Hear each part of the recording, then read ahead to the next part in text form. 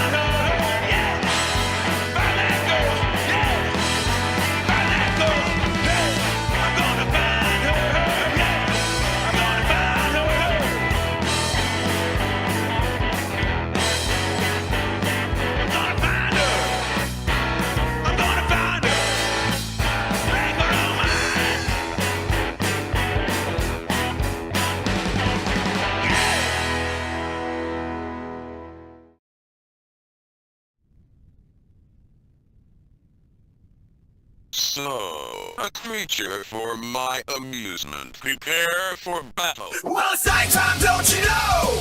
There's a place you need to go. Grab your gal and grab your bow, cause it's time for the secret show. If you're feeling sad and low, and you're running out of dough, make it quick, don't take it slow, and head for the secret show.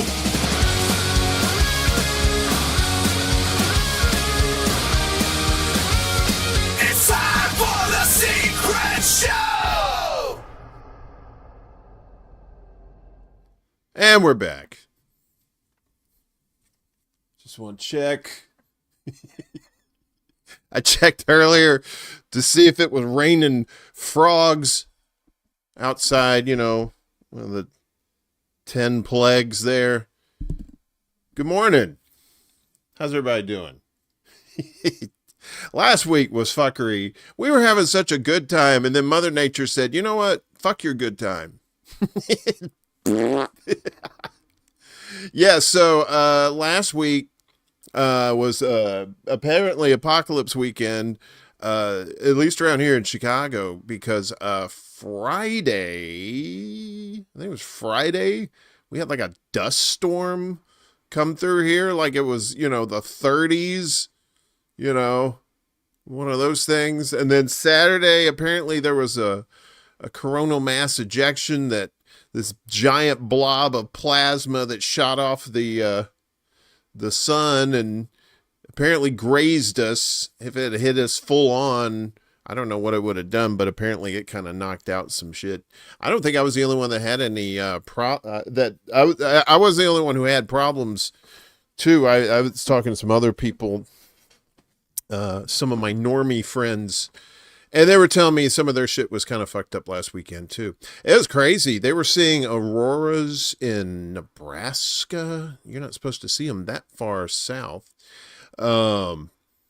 Yeah, it was wild. So, it was weird. It was like I thought maybe us talking about, you know, how you groom your crotch hair, may have angered the gods, but I'm like, you know, all the shit that's going on in the world right now, I don't think that's top of the list of pissing anybody off, is asking them whether, you know, they got a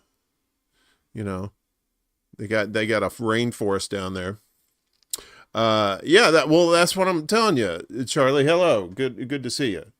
Wait a minute. We don't like white people in here. How'd you get in here? Hang on a second. One is the loneliest number. There we go. Charlie, yeah, so it was, so we were going all right? I didn't see any problems. You know, we did the open, you know, the countdown and all that. We were talking about, you know, if you shave your shit, and then all of a sudden, everything went tits up.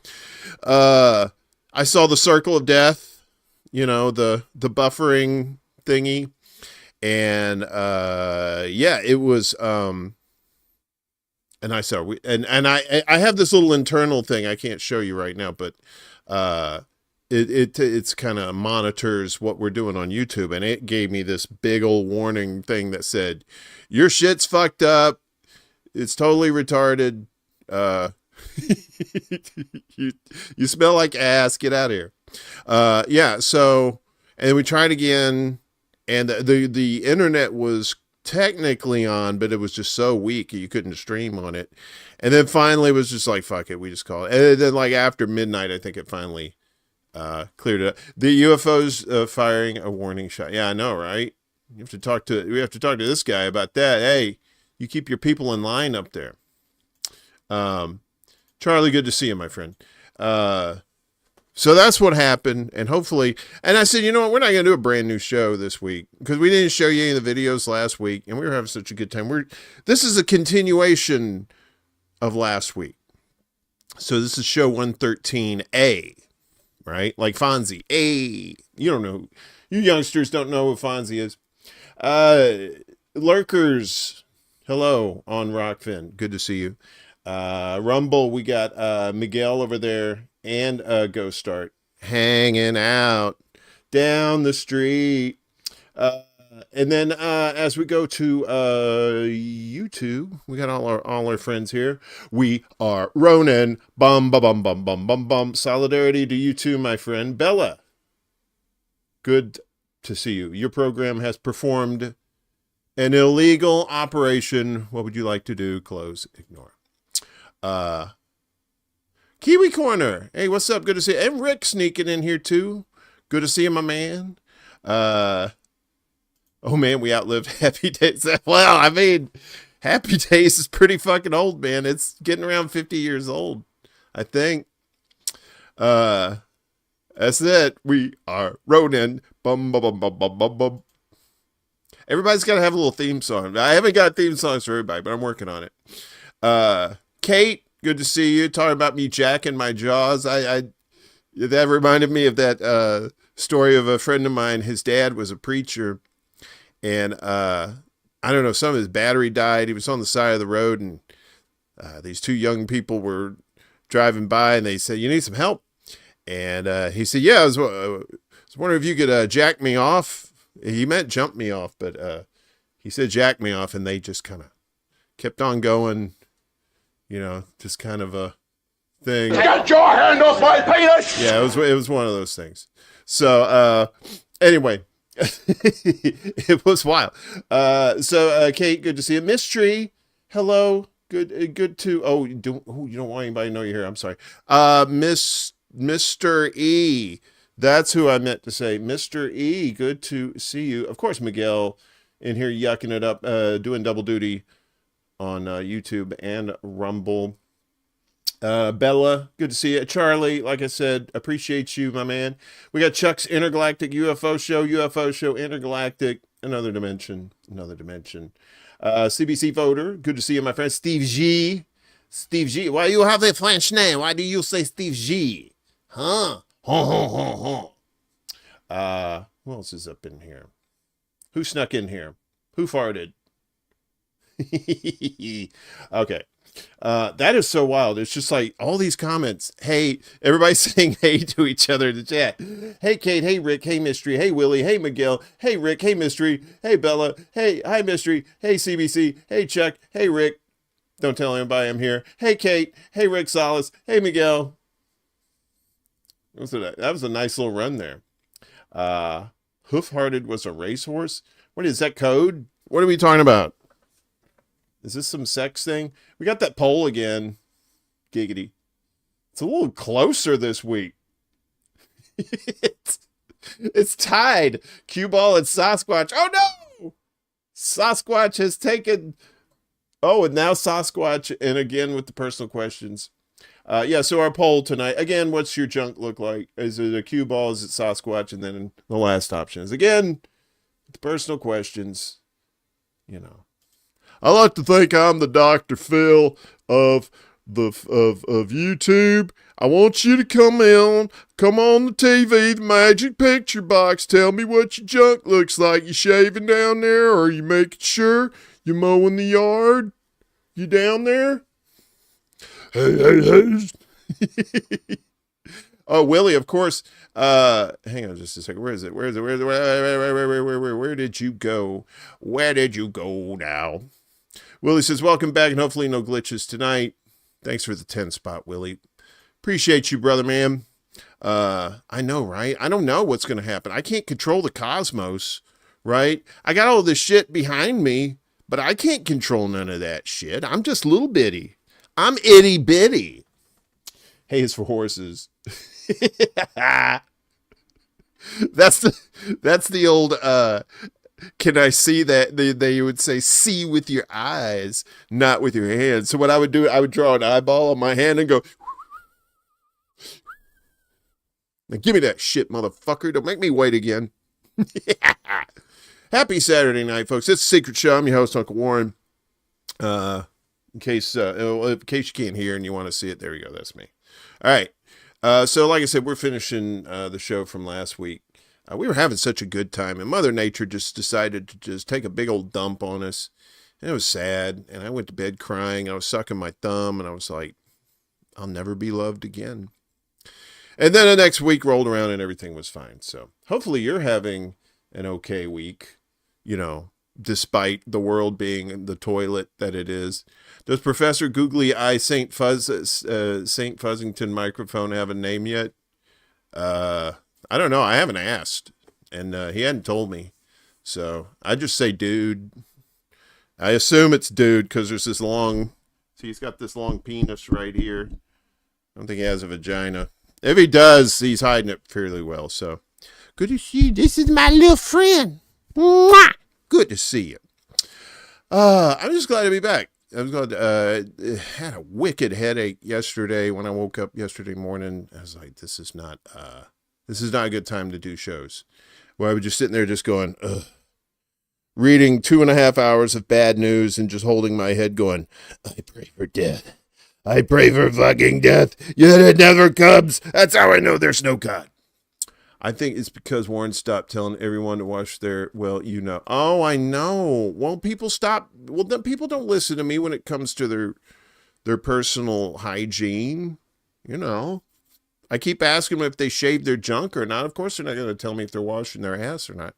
But you should wash your ass. If you're not washing your ass, I hope you live alone and don't really mingle with society too much. The mic's name is John Holmes. Giggity.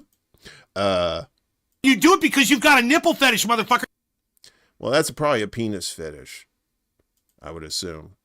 Folks, if you're new, or if you're old, please like, share, and subscribe to this wonderful program that's provided to you absolutely free on Saturday nights when you're sad and lonely. You don't know what to do with your life. You washed your ass before going to work this evening? Good. That's good. I mean, unless they pay you extra for a dirty ass, first I got to question what kind of job you got if they're requiring your anus to be unclean, and and two, how much does it pay? Because I'm always looking, for that. So.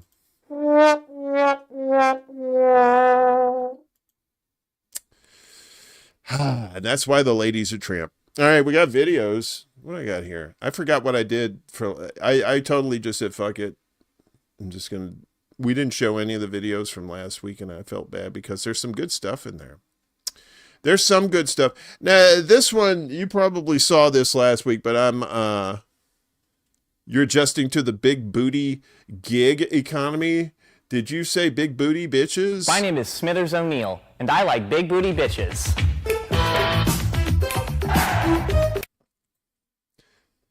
I know, man. I don't like a carpenter's dream, flat as a board and easy to nail. I don't want the carpenter's dream.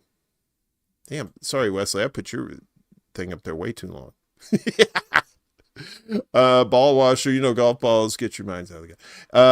Yeah, I could be a ball washer. Not like that, though. I don't know. I don't think I could put a penis in my mouth. It's not that I don't like gay people. I just don't like dicks in my mouth. It's just a thing. Some people do, and if you do, rock on, I hope you enjoy the penis. Someone offers me one, I'm good. Thank you.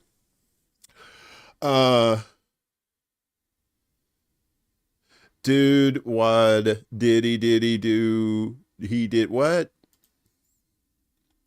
I don't know. It's a weird night, folks. I'm waiting for the apocalypse to continue from last weekend. So the first video tonight is, I love this guy. I don't know why I haven't seen him before, but he popped up in, my, hey, check out these motherfuckers list. I don't know what that's called on YouTube. But this is like about a month or so ago. Maybe I started following this guy. He's very good. I think he's based out of LA. You know him as James Lee, and you saw this last week. This is RFK Jr. getting the shit scared out of him by protesters.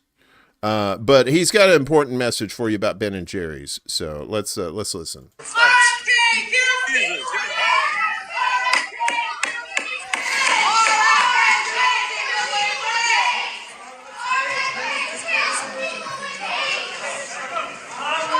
So that's the Ben and Jerry's guy right there. What an absolute cluster. First off, RFK kills people with AIDS. That's a new one for me. Because wasn't it Anthony Fauci who was the one doing that? Yeah, I don't know if you guys have seen the movie Dallas Buyers Club about the AIDS epidemic, but Fauci was the villain in this movie. I think RFK Jr. and Fauci are probably interchangeable at this point. Anyway, you also got Ben Cohen, founder of Ben & Jerry's Ice Cream, yelling about Gaza.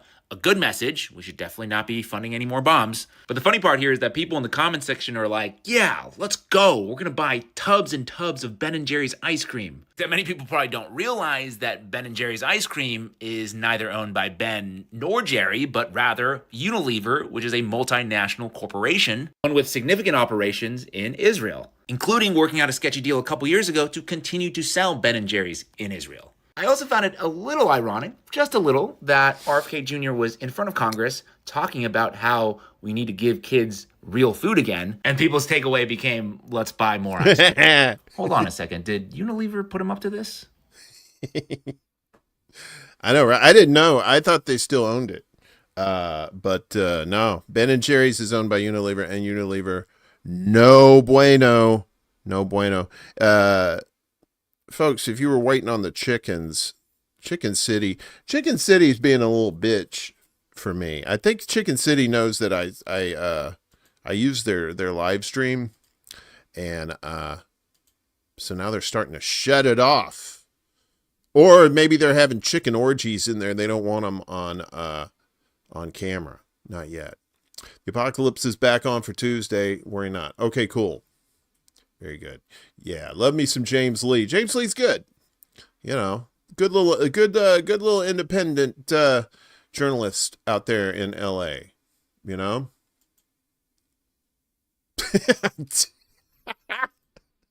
Lindsey Graham loves penises, which is why he loves missiles. Get your hand off my penis!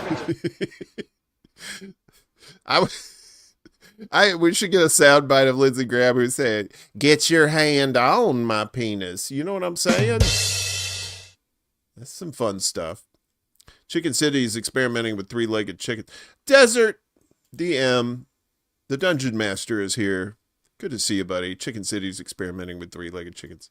I know, right? Well, at least they're not like cooped up like those chickens at KFC. Ben & Jerry's is still the best plant-based ice cream. Too bad it's owned by corporate cool stuff. I know, right? Well, it's probably easier to find. Well, it's probably harder to find shit that's not corporate owned these days. Now, I mean, we're in Judge Dredd universe now. I think this is the Judge Dredd future. In Judge Dredd, everything is run by corporations, and there's like mega cities, something like that. I don't know.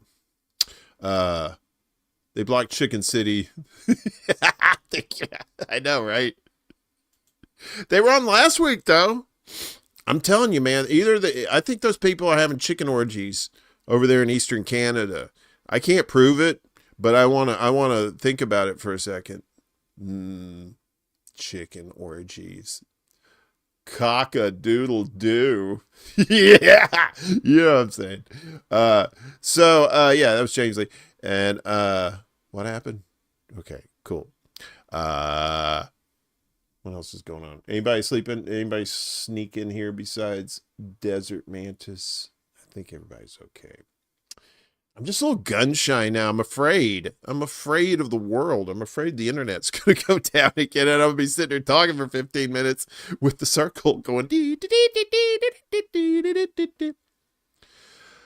RoboCop, yes, you have 30 seconds to comply. What was that? The Ed 9000. What was that thing? It was that thing. A stop motion. They used stop motion for that because it was the 80s. You kind of had that Jason and the Argonauts kind of look to it, that kind of that jerky moving and stuff, but it was pretty cool. We got a little video about the guy who did that stop motion. He made a movie. It took him 30 years to do it, but that's coming up a little bit later. Right now, our next item up for bids is our buddy over at Morbid Facts. You know, he's always Morbid Facts. He has a cool little mustache thing. He looks like a baby Burt Reynolds, kind of a little bit. He should be chewing some gum. Hey, call me Turd Ferguson. So this is proof. He does all kinds of little videos besides the death ones. This is proof that animals are evolving. Like I said, this is our buddy from Morbid Facts on YouTube. All these videos are on YouTube unless I tell you otherwise. You understand? Firstly, here's a video of Rambo the orangutan casually driving a golf cart around a private zoo in Dubai. Rambo has apparently been driving since she was very young and has since graduated from small toy cars to golf carts. And this motherfucker still drives better than some of these people in Chicago. I'm just saying. She even looks through the rearview mirror and slows down at turns, demonstrating better driving abilities than most humans. This video shows the 200 IQ intelligence of a wild hare. Knowing that the hunting dog is following its scent, the hare runs forward along the path before doubling back and running off in the opposite direction once the dog passes. Next we have a...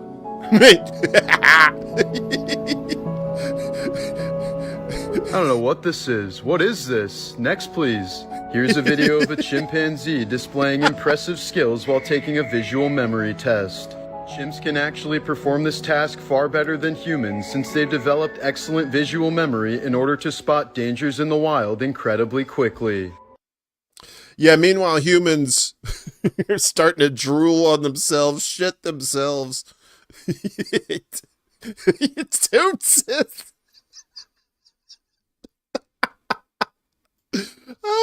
Tootsis the driving.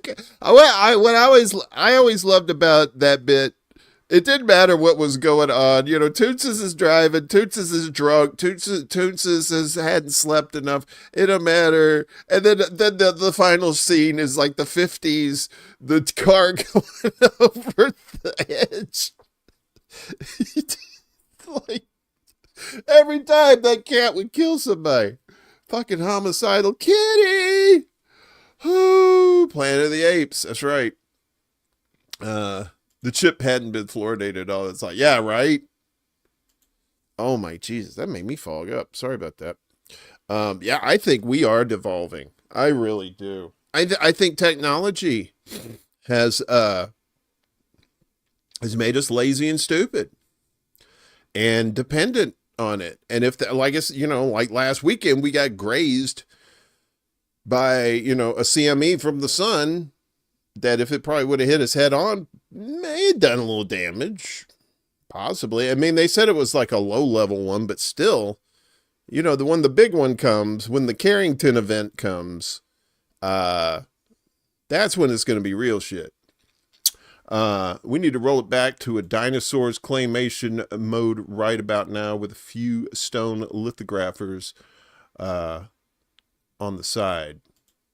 Are you talking about the people who made like the Zeppelin posters that glow in the dark when you have, or when you put a black light on it? Those lithographs. I had one of those. I had one of what was it, Swan Song, Zeppelin, and it had the eunuch with the wings and no junk.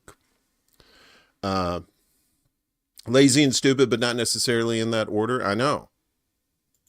Well, I mean, think about it. Convenience. Think about all the things you do when you don't have conveniences. What the things you can do, right? If you're an older person, I'm not saying, like a boomer, but I don't know, maybe like if you were around before the internet and before, video game consoles were a thing, you probably learned a thing or two about being, self-sufficient. You heard about the 80s latchkey kids and, how both parents had to start working. Thanks, Reagan.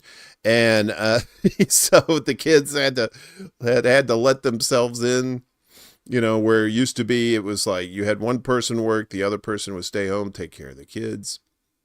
Timbuktu, the sequel to Timbuk 1.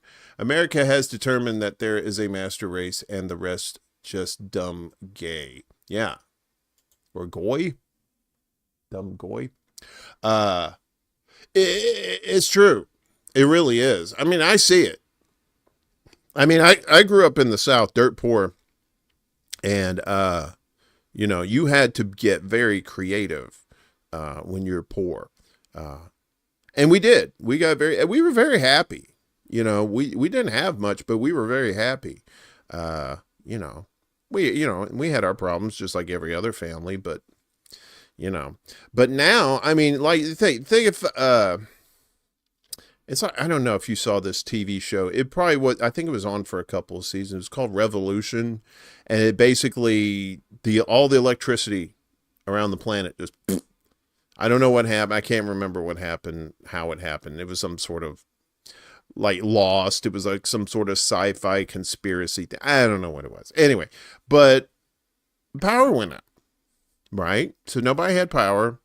I guess Walking Dead is a similar situation, but they still had like solar panels and stuff. They had some electricity, so they had lights and stuff. But can you imagine what the world would be like if you didn't have, electric? For the younger people, I think most of my crowd's a little bit older. So, but if there's youngsters out there that don't remember, I mean, what would you do if like your phone was dead, right? Your computer dead. You don't have any lights in your house. You have to use candles, right? You have to, scavenge for food until the food that you're growing grows, and then you have to totally change your life without technology. You have to do so many different things. Not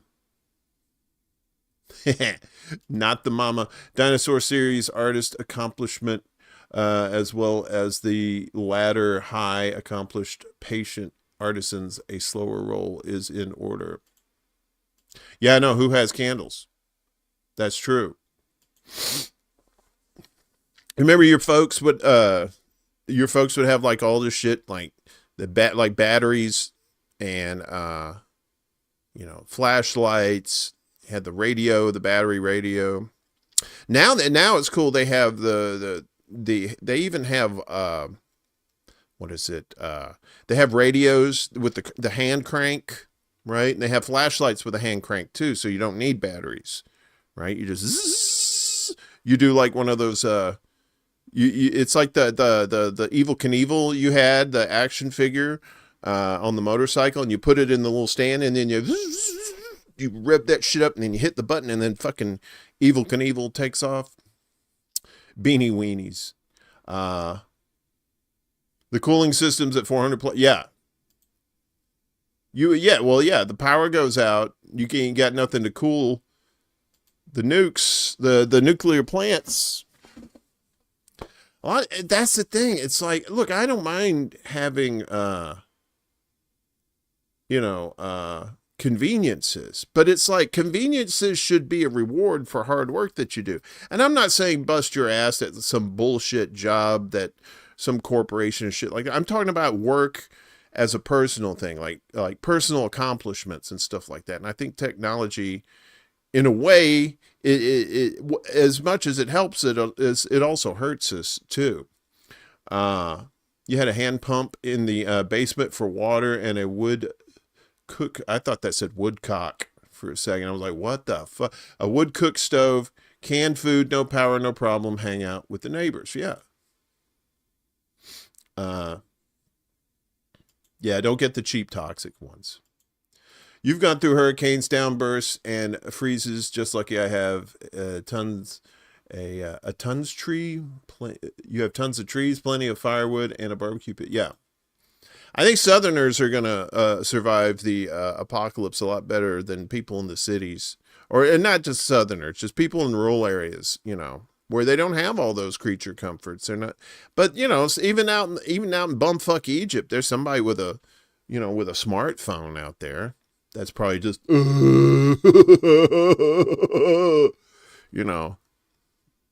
you ever ponder who invented the concept of money? Wasn't that, I don't know. I thought that was like the Knights Templar or something. Who invented money? Wasn't it the Knights Templar? Like if you went to a certain territory, I don't know how that works. You dropped off money at the beginning of your journey with the Knights Templar. They gave you a slip basically saying that you are worth this much, and then you get to the other side where the other Templars are, and then they give you gold or whatever, so you don't get robbed along the way, I think. Now you live on the 25th floor of a downtown condo. You're so fucked. Yeah. Yeah, so if you don't know basic survival skills, I would suggest doing that. I would suggest probably having like some sort of little bag with emergency stuff in there too, in case you need to get the fuck out of Dodge for some reason, like if a tornado or something's coming. Rick, I tell you, people who've been through hurricanes are probably going to be the most well suited to deal with an apocalypse like that. Because, same thing. I've been through several hurricanes down on the Gulf Coast too. And, we had power out for like 3 weeks, in 79 when Hurricane Fred came through.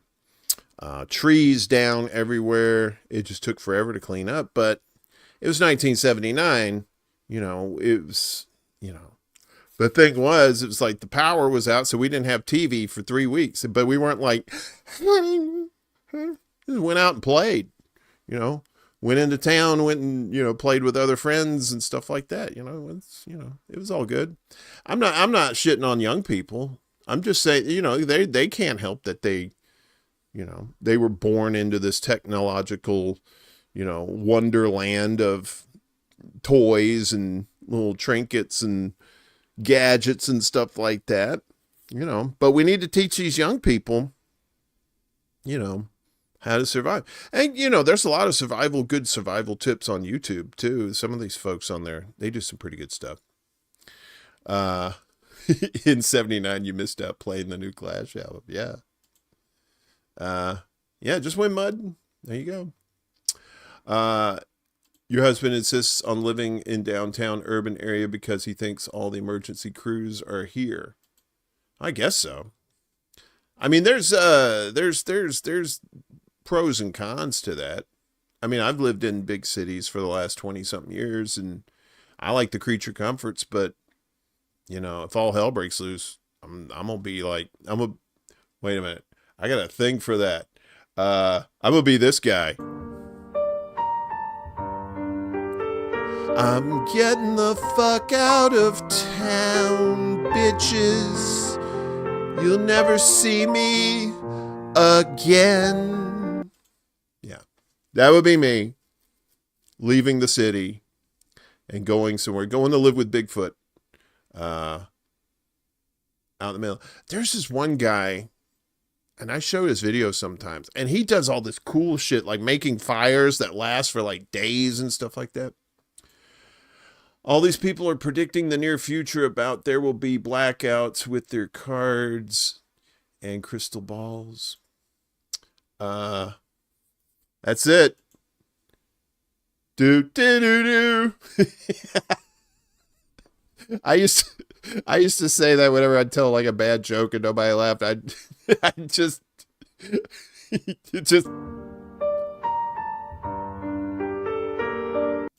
I just slowly walk away sad and try and improve my humor. All right, so next item up for bids is I show this guy a lot. He does fun facts, Doug Sharp. And so he's talking about, I think this is in Japan, where they have actual, well, it's not like American, but they have cheerleaders. They have like a pep squad for workers in Japan. This is kind of cool. So this is from Doug Sharp. Fun fact. Fun fact. Back in 2015, some Chinese tech startups would hire office cheerleaders to motivate their employees.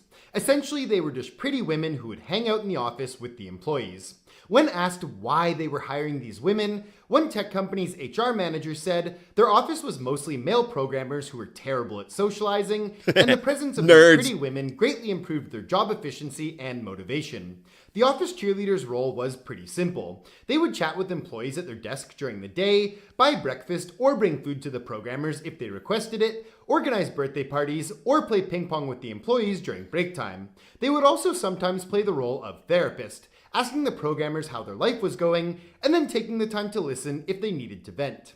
It's unclear if this is still a thing in China, but major tech companies like Baidu, Alibaba, and Tencent spoke out against the practice, saying they were focused on greater gender equality in the workplace.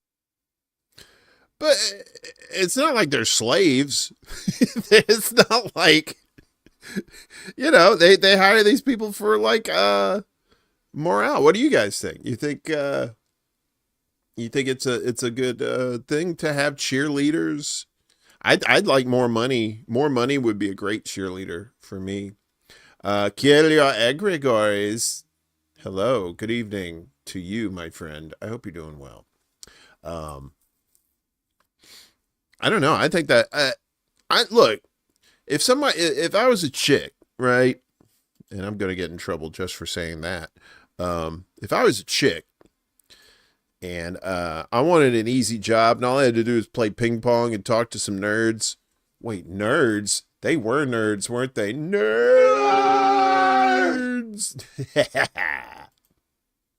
Socially inadequate. Sounds like a practical approach if sexist. Well, I mean, the thing is, it was like an all-male workplace, right? And I don't know. Maybe if you got somebody there that's willing to listen to you and want to vent, maybe that will help you in your job. I don't know. But it's China. I mean, you know, China's different from the United States. I mean, even though they are capitalist in their own way.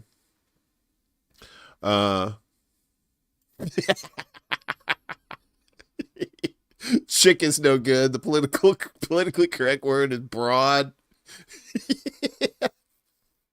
I use broad sometimes. I'll say man. If people are like, oh, you're so sexist. Why do you say chick? I've been saying chick since I was a chick. Since I was a little chicken, little baby chicken, right? I'd say chicks because that was a thing.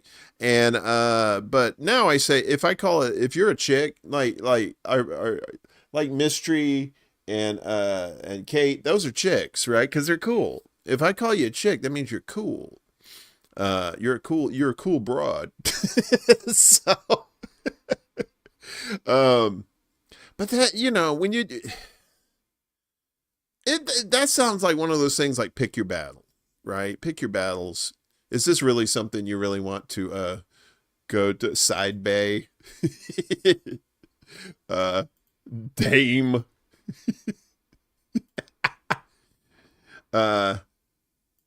Jen Perlman laughed when I said Ben Shapiro was a nerd on the chat line a couple months ago.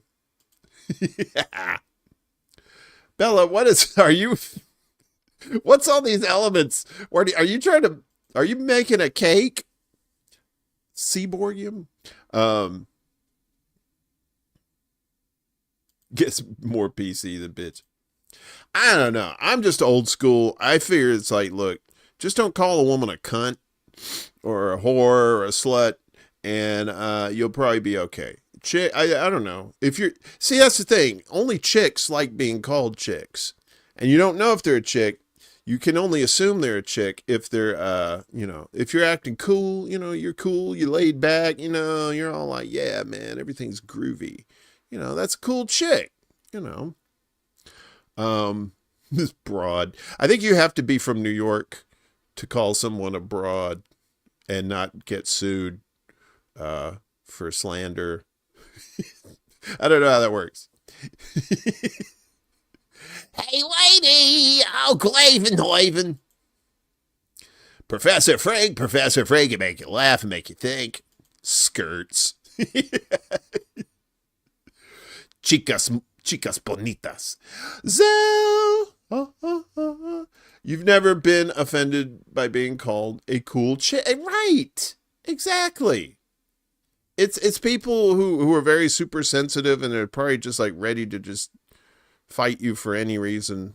You're like, I'm not a chick. I'm like, well, you definitely are not a chick if you're going to give me attitude like that. Arsenio's getting all maudlin and rude, and that chick he's with, I think she's a dude. It's not like I'm bothered. I mean, it's no big deal, but she keeps on asking if I'd like a feel. Bella, are you smoking? Oh, yeah, I kill you. That's right. I call him a bed. Hello, bed. Hello, lovey. Don't you call him lovey, too? Hello, lovey. Hello, I don't know. You're offended being called dude? Wow. I don't know. That's my pronouns is dude and what? Those are my pronouns. That's somebody asked. Is that still a thing? Do people still ask for pronouns? I don't really see that much. That seems like that was a fad. He called you a dick all the time. You never got offended. Rick the dick. Rick, you're not a dick. You should be offended because you're not a dick. You're not a dick. Sometimes I doubt your commitment to sparkle motion. But you're not a dick. Yeah, I don't like that. You know, this is gonna be controversial, I think. But I'm not a fan of calling anybody bro, and definitely not bruh. If I hear bruh, I'm just like, no, thank you. I don't. Hey, bruh. Like, you can't even say bro. You have to. Are you so lazy that the O hurts? So you have to go. So the BR was so much of an effort that once you got to the O, you just gave up. So it was like, bruh.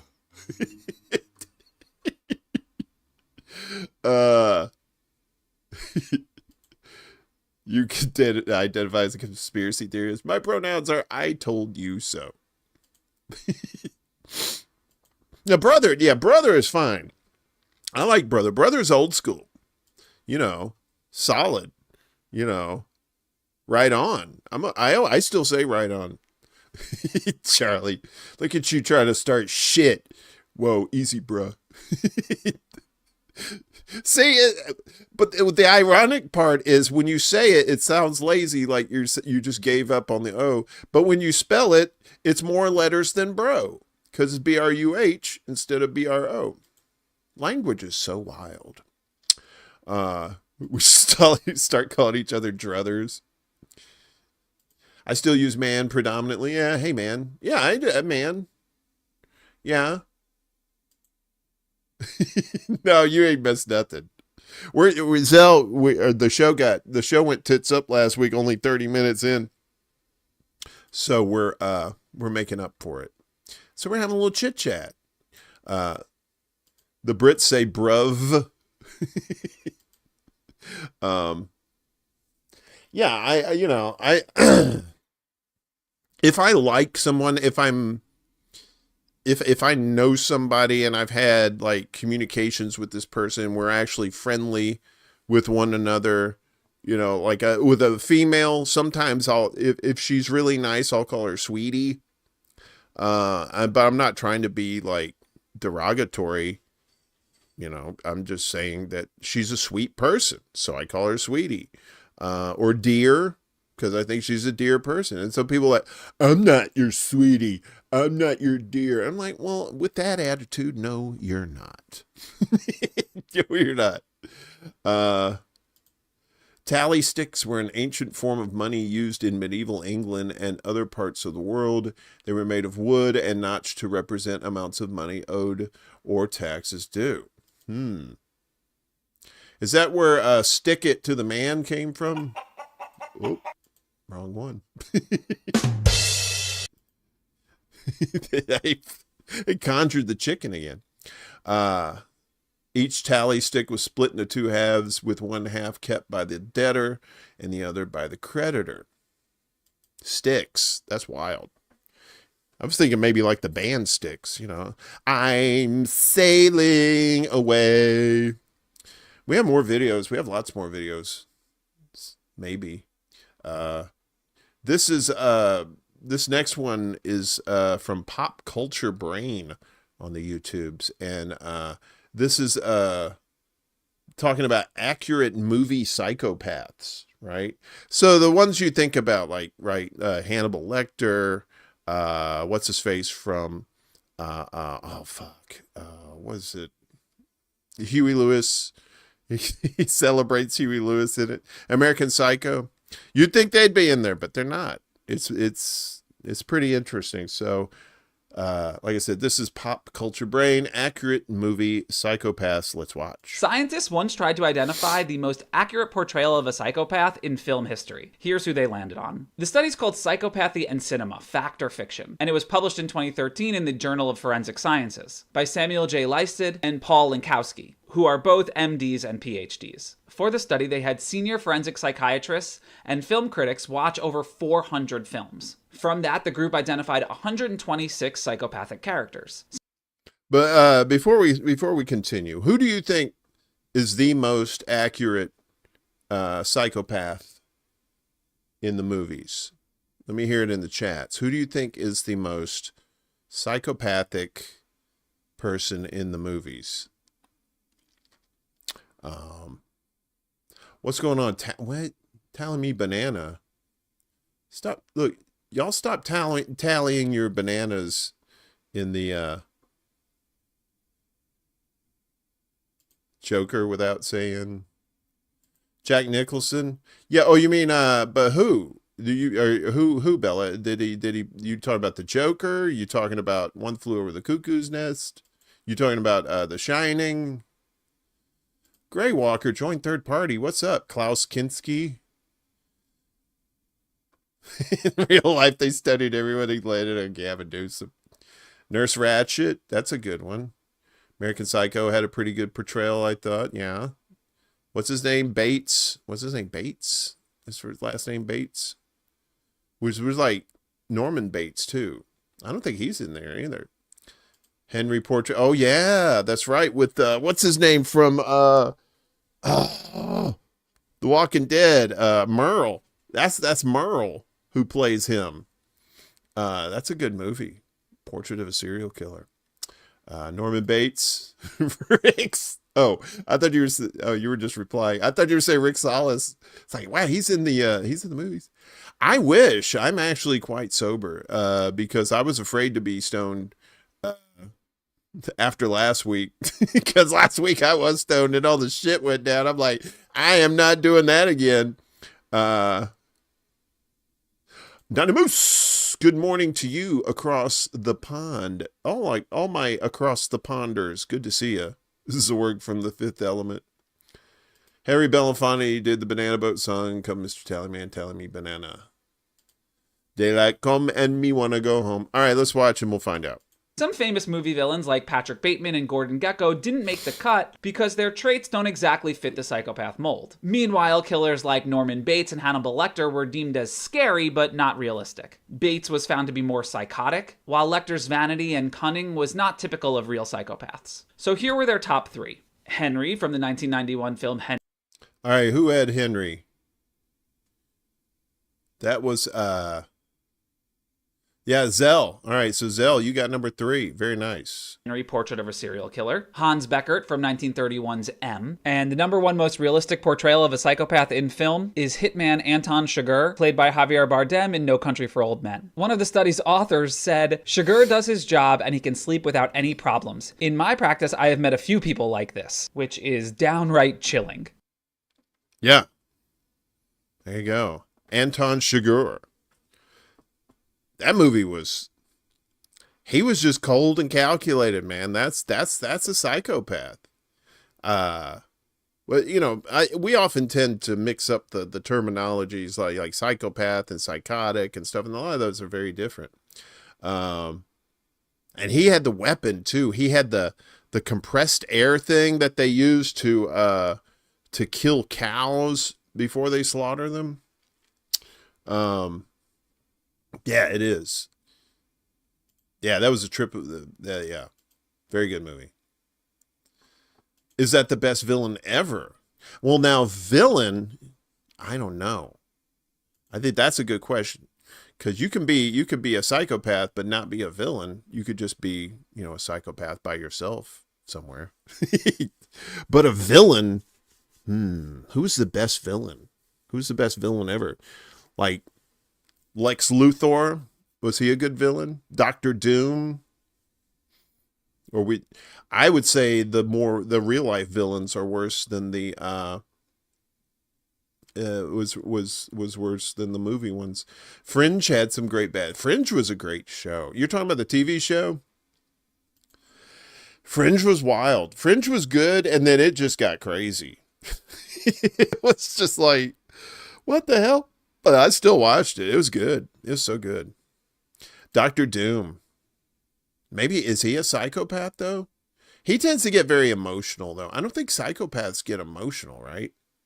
Thanos was, I would say he was a psychopath. Even though he had, Jerry Lundegaard. Yeah, Fringe was good. Thanos,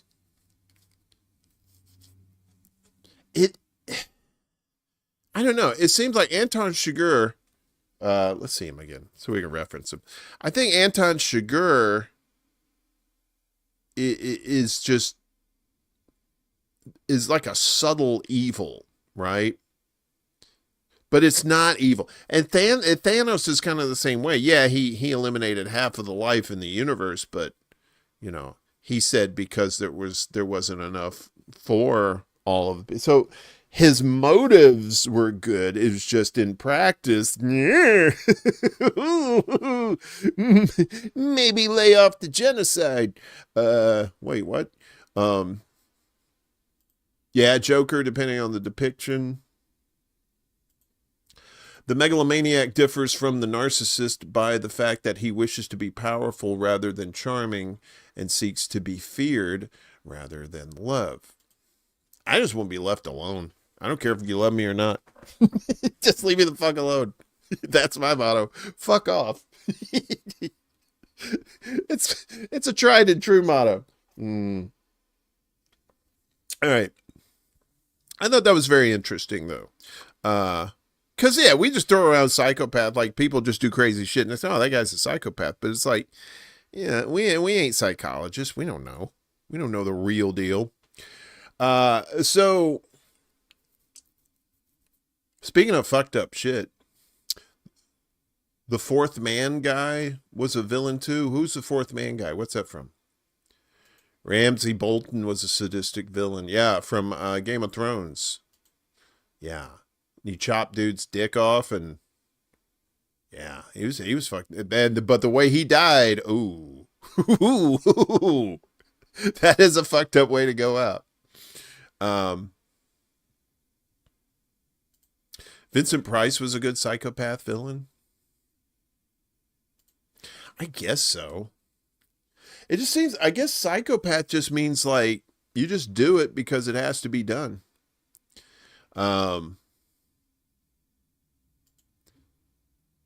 Yeah, but do psychopaths get emotional? That's the thing. I need to learn psychology. I need to become a psychologist and not help people. Just become a psychologist so I can know shit and sound intelligent at parties.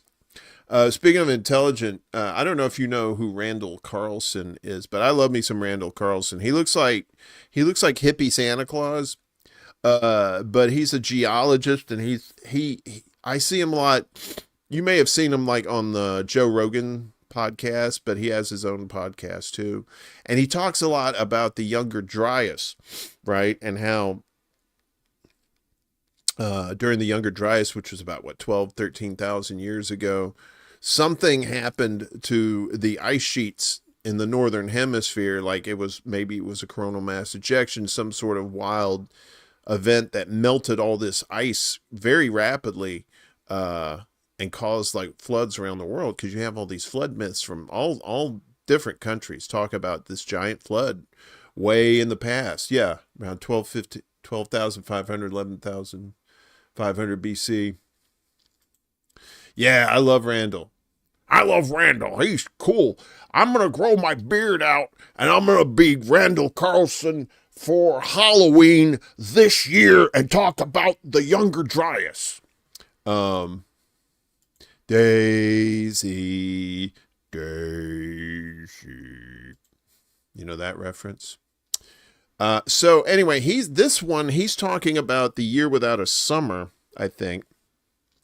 And the Little Ice Age, and which gave us the Black Plague. It's very interesting. Let's listen. There was also several years without a summer in the early 1300s when the climate shifted from the medieval warm period, which was now estimated to be at least 1 to 1.5, maybe 2 to 2.5 degrees warmer than now. And that gave way to the first phase of the Little Ice Age in the early 1300s. And you had about a 25 or 30 year period of cold, damp weather that led to a succession of agricultural failures. By the time you had the 1330s, you had major famines in the northern hemisphere at least. By the time you get to the 1340s, people's immune systems had apparently weakened so much that they were now susceptible to opportunistic diseases, and you had the Black Plague, which I think 1340s, which could be considered to be a direct result of the malnutrition of large numbers of people, which was a direct result of repeated agricultural failures, and that was a direct result of the cooling climate. Yeah, so and I think this happened in the 1800s too. There was a year without a summer.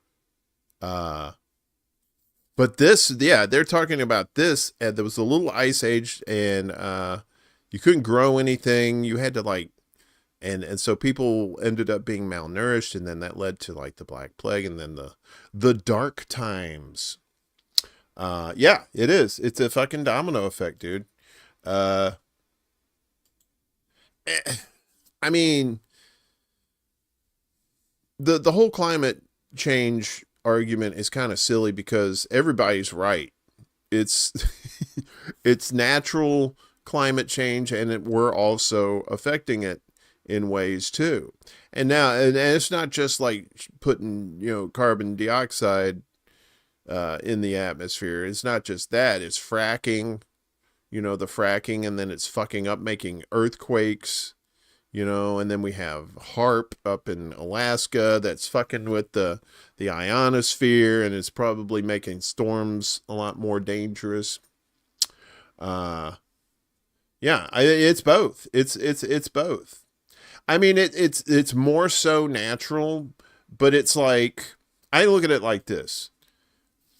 Climate change is like a house is on fire, right? Climate change is like an entire, like a 30, 40 story building is on fire, right? You can't put it out yourself. So what are you doing? but you're making it worse by throwing buckets of gasoline on it, right?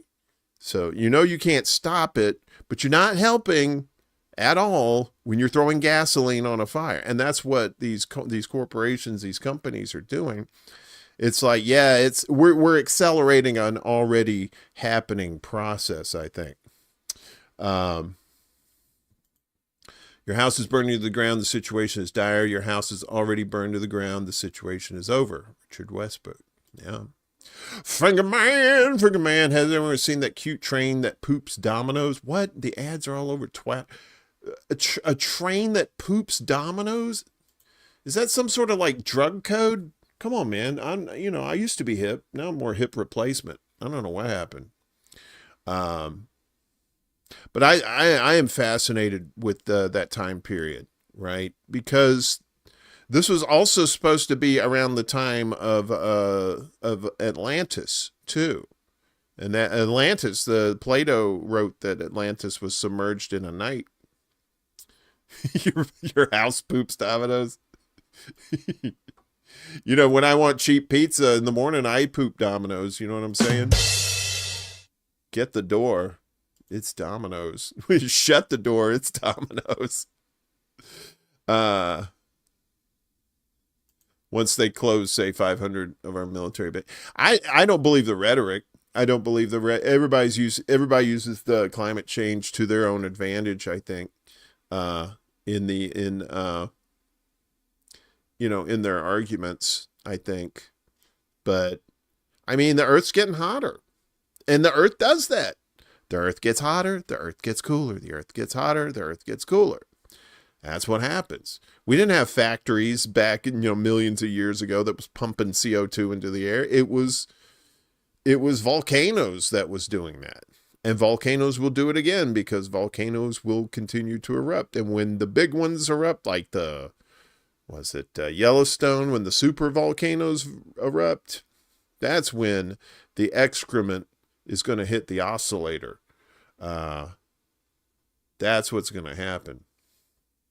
October 2024 was 1.65 degrees Celsius above the pre-industrial level and was the 15th month in a 16th month period for which the global average surface air temperature exceeded 1.5 degrees Celsius above pre-industrial levels. Yeah, we're getting hotter. You see it every summer, right? The wildfires are getting worse too. Not just out west. I mean, around the world, they're starting to see wildfires. We got a thing on American tornadoes coming up in just a second too, which is pretty exciting. Yeah, I mean, it was like the weather here is just crazy. Last week there was in the 80s. And then this week it was in the 40s. I mean, that's spring. Spring is always a crapshoot, but it just seems more random now than it used to be. Good stuff. There was also several. No, sir. We have already spoken to you, good sir. I'm going to swap these two because these are more. Yeah. So, okay. I'll just have to switch it around. So the next one is PBS Terra, PBSTERRA on YouTube. This is American Tornadoes. You would be, if you don't know about Tornado Alley, I think it runs from Kansas to Tennessee, something like that. And it's wild. And you're like, well, why are there so many fucking tornadoes in the United States? Well, they're going to tell us about this right now. 93% of tornadoes on Earth happen in North America. And the reason comes down to one strange geologic quirk. North America is the only continent that stretches from the Arctic to the tropics without a major east-west mountain range to block colliding air masses. While the Rockies, Cascades, and Sierra Nevadas line the western edge of the continent, they run north-south, following tectonic plate boundaries along the Pacific coast. That that leaves the Central Plains wide open to powerful weather systems. This setup allows warm, moist air from the Gulf of Mexico to surge north and collide with cold, dry air from Canada and hot, dry air from the desert southwest. When air masses with sharp contrasts in temperatures and humidity meet, the atmosphere gets unstable and violent. In spring, the tropics begin pumping moist air north while the jet stream is still dipping far south, dragging cold air into the mix. That makes Tornado Alley the most atmospherically unbalanced and tornado-prone region on Earth. That's crazy too, right? That we don't, yeah, she's right. We have this north-south going on here, but look at all this open right here. So you got, and if you've ever lived along the Gulf Coast, you know, your Texas people, that's up in here. Hey, Yona, good to see you, buddy. You smoke 'em all the weedsums, you smokies. You smoking 'em smokies. Good to see you, brother. Yeah, it's a perfect storm of shit because you've got this Gulf moisture down here, all this fucking humidity, right? And then you got this cool dry air from Canada, and then you got this hot ass dry air out west, and then they all just meet up in here in all these miserable states here and just commiserate and just tear shit up. You know, it's crazy like that. You know, 93% of tornadoes on the planet happen here. Lucky us. Isn't that nice? Especially if you live in Tornado Alley, you're like, I pray for death. That's wild. So, whether you like it or not, see, that's because it's weather. It was a thing. Unfortunately, there's more. There's a lot more. Pittsburgh dude, what's going on, my man? Hope everyone's doing well this morning. Hope you're doing well this morning too, my friend. Cowboy Kitty. So kittylicious. Good to see you, my friend. You know, I like these videos where the cops get embarrassed. I think it's a fun thing to see. These cops, everybody knows cops were either, I don't know, maybe Jimmy Dore said this, that cops are people who were either bullied or were bullies and wanted, you know, either revenge or power or something like that. And these cops today are nuts, man. You see them today and they got all this fucking Kevlar on and all this like military gear and shit on them. Like, dude, where are you going with that shit? Money has corrupted science, sad to say. Yeah, it is. It's corrupted everything. Who do you trust? Nice and windy and cool here just after the WEF's global boiling. Yeah, no moose. Yeah, so, and I talk to people sometimes, you know, who are either they're related to cops or they know they're friends of cops. There's the cops get a bad, there's good cops. And I think to myself, how good of a cop are you if you're not even policing your own, right? If you're too scared to take on the corruption in your own department as someone who enforces the law, and you're too scared to go against your own, then you're just as, you might as well be as bad as those who are shooting people in the face. Cops were the kids within him. Yeah. Yeah, they never had power, were powerless, and wanted power, and these cops today are just pulling people over for the dumbest shit. And the good thing is, a lot of these videos I see, the people know their shit, they know their law, and that's a good thing to know. Know your local laws, know your state laws, because you may get pulled over for some dumb shit. And a lot of times these cops do this. They want the tickets because there's a quota system. They say, though, there's no quota system. Cops will always deny there's a quota system. It's a fucking quota system. That's why you see a lot of roadblocks on the highways at the end of the month, because they're trying to get their quota tickets, right? Because it's revenue. They're shaking down poor people to get money for their cities through these bullshit laws and bullshit tickets. All cops are rent-a-cops. Yeah. Yeah.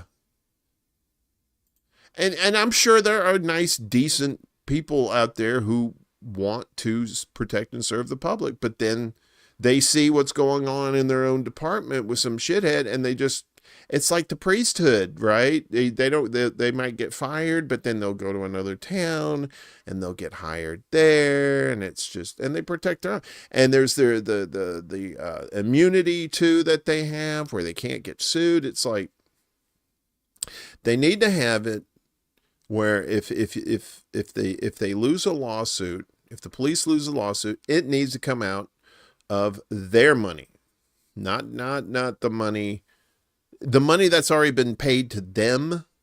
They need to, that's where that money needs to come. It doesn't need to come from local tax dollars. That's bullshit.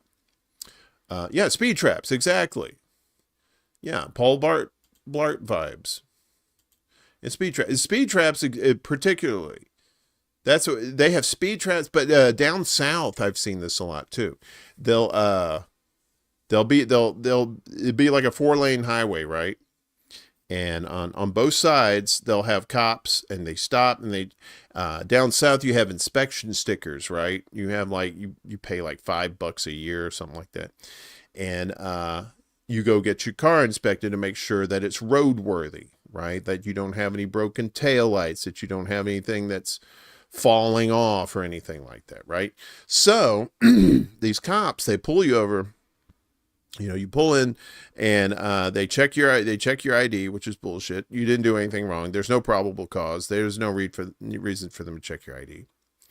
And then they check out your car. They'll check to see if your tag's up to date. They'll check to see if your state has inspection stickers or some sort of sticker that you get from your locality, your city, or whatever. Anyway, they check for all this. They nitpick, and they try to squeeze you for every fucking dollar. Yeah, they sure do. Have you seen that map of the kids, the pedos over there in Israel? It just shows all because they have to declare their, they have to tell people that, if they get convicted. It's risky driving home from gigs in the South. You might get hit by a drunk cop. Yeah. Well, one of the things you have to worry about down south, the driving, is deer. If you get hit, deer, I hit a deer one time. I don't think I killed it. I think I hit him in the ass pretty hard. I may have I don't know, but he took off. He was still running, and it broke my headlight. I was like, fuck, man. I think deer are the number one road killers out there. They're evil. Oh, dear. Oh, you get one of these. You're such a sweetheart. Thank you. Yeah. Fucking deer. I know, right? I mean, they're great when they're not near the road. Because they're all docile and shit. I remember one time we were driving down this country road. This was way a long time ago. And we saw like a buck, and then a doe, and then 3 fawn, and they just literally jumped over the road. This is like one of these roads that had like woods on both sides, and it was just like they came out of the woods and never touched the road. They jumped over the road. It was like a family. I mean, they weren't in danger of getting hit, because this was like, we saw this way ahead, but it was just like, oh, that is so cool. But then when you actually get too close and you hit them with your car, not good. Especially when you hear that bang and you're like, fuck. Goddamn deer. The depths have a reporting schedule to federal government. They must justify their federal grant. The departments have a reporting schedule to federal government. They must justify their federal grants regularly through the year. Hence, they blow budget on tardy things and have crap should emergencies arise. Well, yeah, they got fucking tanks now, too. A deer took out your Jeep. Yeah, if they don't spend it, they lose it. Ah, I see. See, that's fucked up. If you don't spend it on that, you should, like, give it away to somebody that can actually use it. So anyway, this is who is this? This is Inspector Darkmind on YouTube.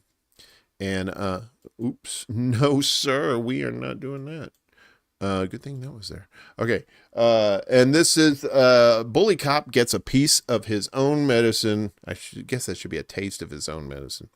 But we'll say piece, you know, because medicine's expensive. This guy took his constitutional rights to the next level. The First Amendment guarantees free speech and the right to petition the government for redress of grievances. This protection extends to conversations with law enforcement. Knowing this, our guy went all out and bombarded this cop with the same ridiculous questions they use on us. Is that a problem? Yeah, it is a problem.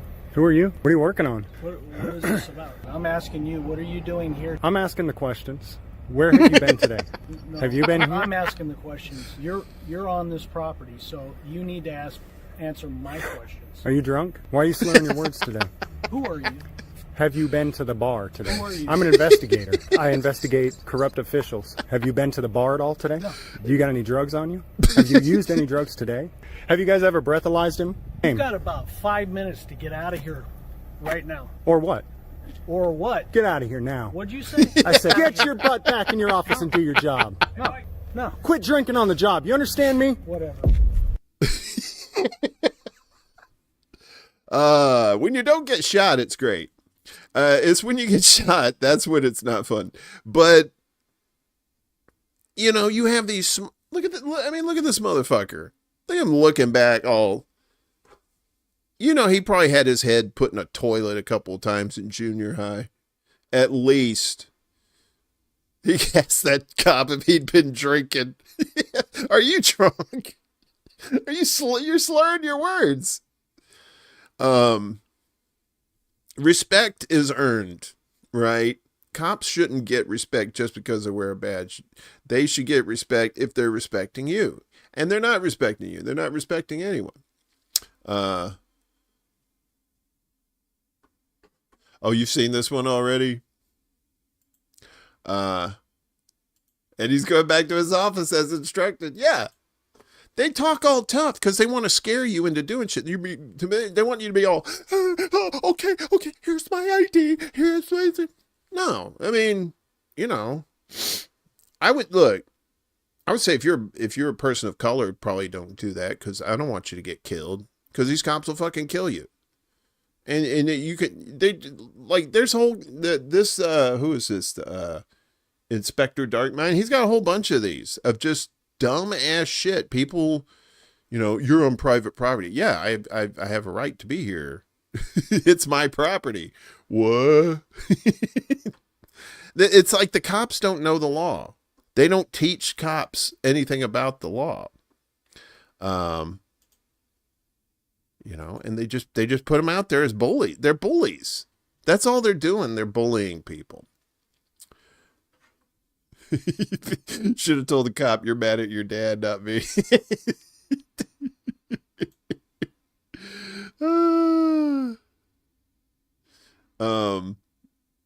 Yeah. So look, this is all I would say. Know the law in your area and be safe. All right. Don't try to intimidate these. They're just looking for an excuse to murder people at this point. They're IDF, especially in the cities. They're all IDF trained. They're trained by the IDF. So you're like, why did cops get so evil in the last several years? It's like, well, yeah, IDF. You can thank Israel for that shit. So I told you earlier about stop motion, you know, with the Ed 209, and Jason and the Argonauts and stuff like that. I love stop motion films like that. And this guy, they'll tell us in the video, but he's done all kinds of, like I said, he did RoboCop. He did like several 70s and 80s movies, but he made a movie for himself, and it took 30 years to make this movie. So this is from It's Just Cinema on the YouTubes. Clash of the Titans, yeah. Jason and the Argonauts. Diarrhea of a CEO. Yes, and yeah, when it comes to the cops, yes, always film the cops. Always film the cops. Even if they say you can't film, you tell them to fuck off. I have a right to film. It's for my protection. These videos are great. They teach you all the ways to deal with these cops. So let's check out the stop motion dude. This is really interesting. I thought you might enjoy this. This is what happens when a director goes completely off the rails and spends 30 years pouring blood, sweat, and tears into a passion project. And the result is one of the most ambitious and disturbing stop-motion movies you will ever see. This is Phil Tippett's Mad God. Now, Phil Tippett is a name you might not instantly recognize, but you've definitely seen his work before.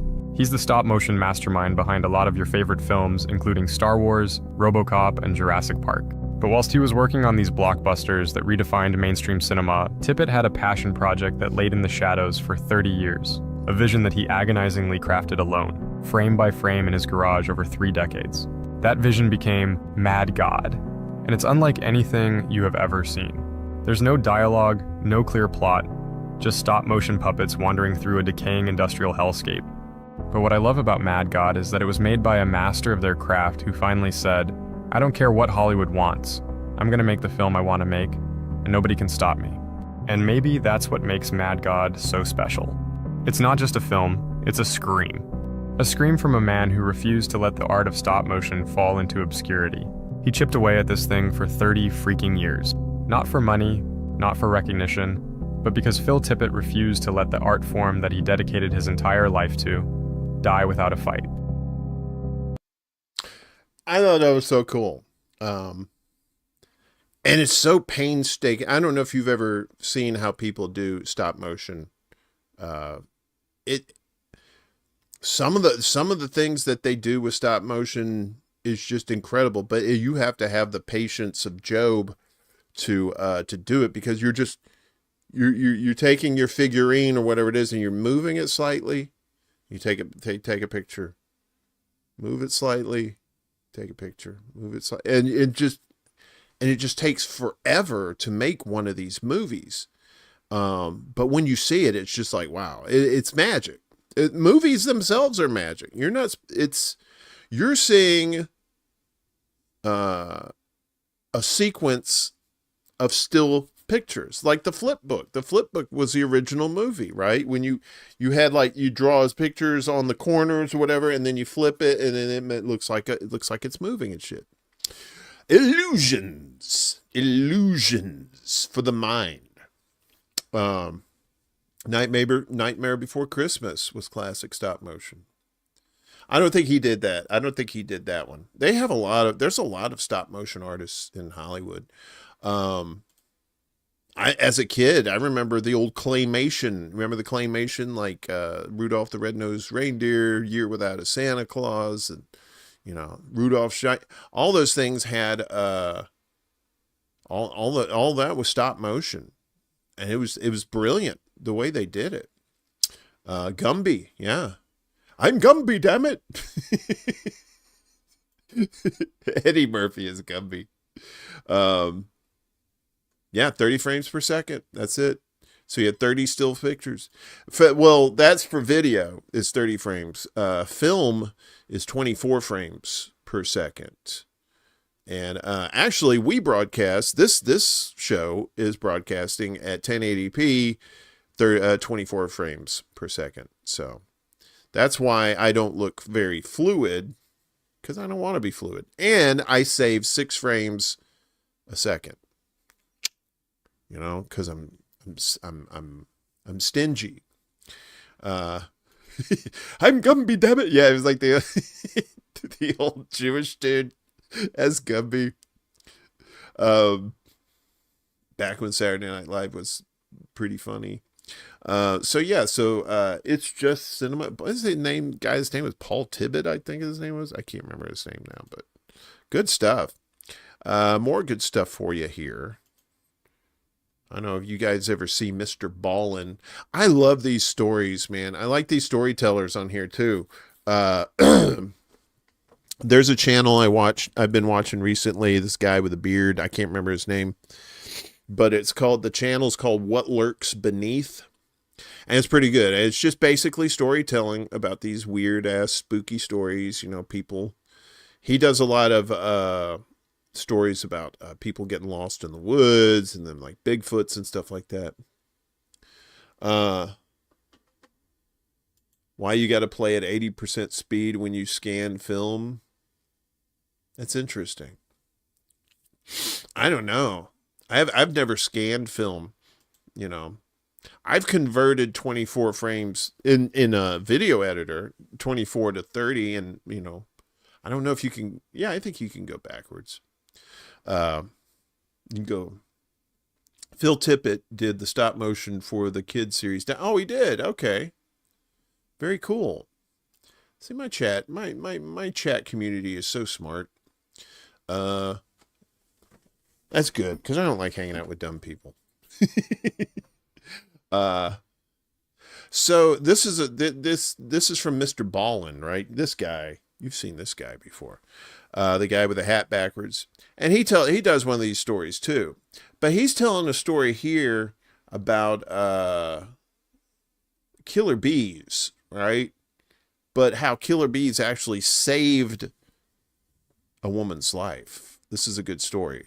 Enjoy. There's this woman named Ellie Lobel. She's 42 years old, and she decided enough is enough. It's time for me to die. Her background was she was brilliant. She went to an Ivy League school. She had her PhD by 18. Hyper successful woman. Crazy salary. But she came down with this mysterious illness. Every time she would go to the doctors would run a battery of tests and say, oh, you're low on this vitamin. You need more sunlight. It started affecting her career. And then she got this horrible divorce with her husband. And so she's raising her kids on her own. She's got this chronic illness, and it's getting worse. By this point, her kids have moved out of the house. And so she hired an end-of-life care person. And so she goes to this little Airbnb in this random town. She's met up with her end-of-life care person. And so they leave this house. It's a beautiful sunny day, and she's holding on to her end-of-life care person. And for a second, she stops and just stares out at this field, and she's taken with just how beautiful it is. But as she's staring at this field, she begins to hear a buzzing sound, and she looks above her and she sees there's an African killer bee that came down and began stinging her. And she's practically immobile, and at the same time she's like screaming. Her end-of-life care person just turns and starts running, left her on the side of the road. She can't even walk. And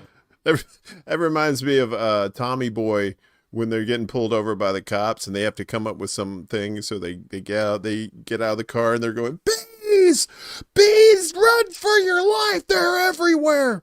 this was not just one bee, there was a whole horde of African killer bees, and they stung her hundreds of times. They flew off, and she's just laying on the ground. And by this point, her end-of-life care person, who has completely abandoned her, now comes back, and he scoops her up. And as he's running with her, all she thinks to say is, "Don't take me to the hospital." Because at this point, she's like, "This will kill me." And so he runs her all the way back to the house. 3 more days go by, and she doesn't die. And in fact, she actually begins to feel better. So 15 years earlier, when she began to feel this feeling she was getting, she had gone out for a hike, and she had noticed she had this little mark on the inside of her thigh. It turned out she got bit by a tick that had Lyme disease. And so she was aware that she had Lyme disease. She hops online and she does some research about bee stings. And she discovered an obscure study done in the 1990s in Australia about the toxin in African killer bees and its effects on Lyme disease patients. And they made this hypothesis that a certain amount of bee stings from African killer bees, in theory, could cure Lyme disease, but it was an unethical study and they couldn't do it because it would involve swarming killer bees on a critically ill patient. But Ellie Lobel unintentionally conducted the experiment on herself, and it completely cured her Lyme disease.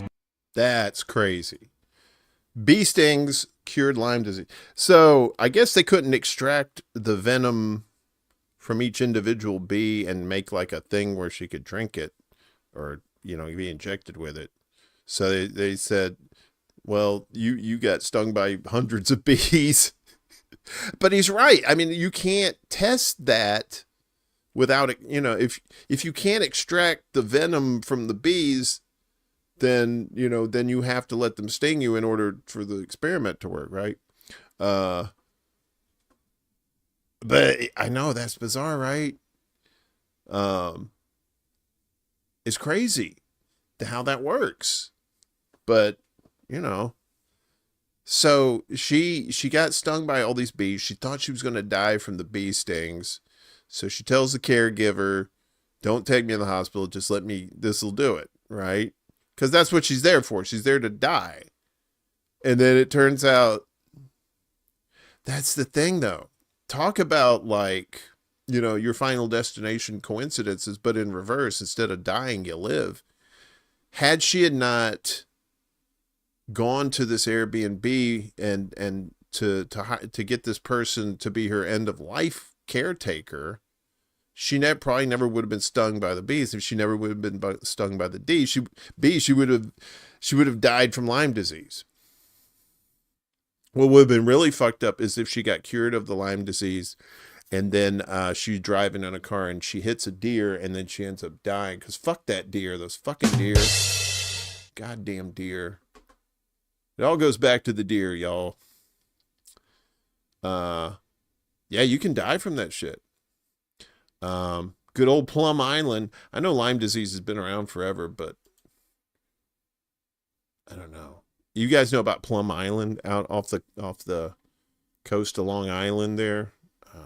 They do all these like biological fuckery there. They make all kinds of diseases and shit for biological warfare. It's pretty fucked up. Yeah, and Lyme disease ain't no joke, because it sneaks up on you. You don't know. You don't know what's wrong with you till it's too late. So that was Mr. Ballin. If you haven't checked out his channel, like I said, he does stories like that, and there's other cats. Like I said, What Lurks Beneath, that guy does stories too.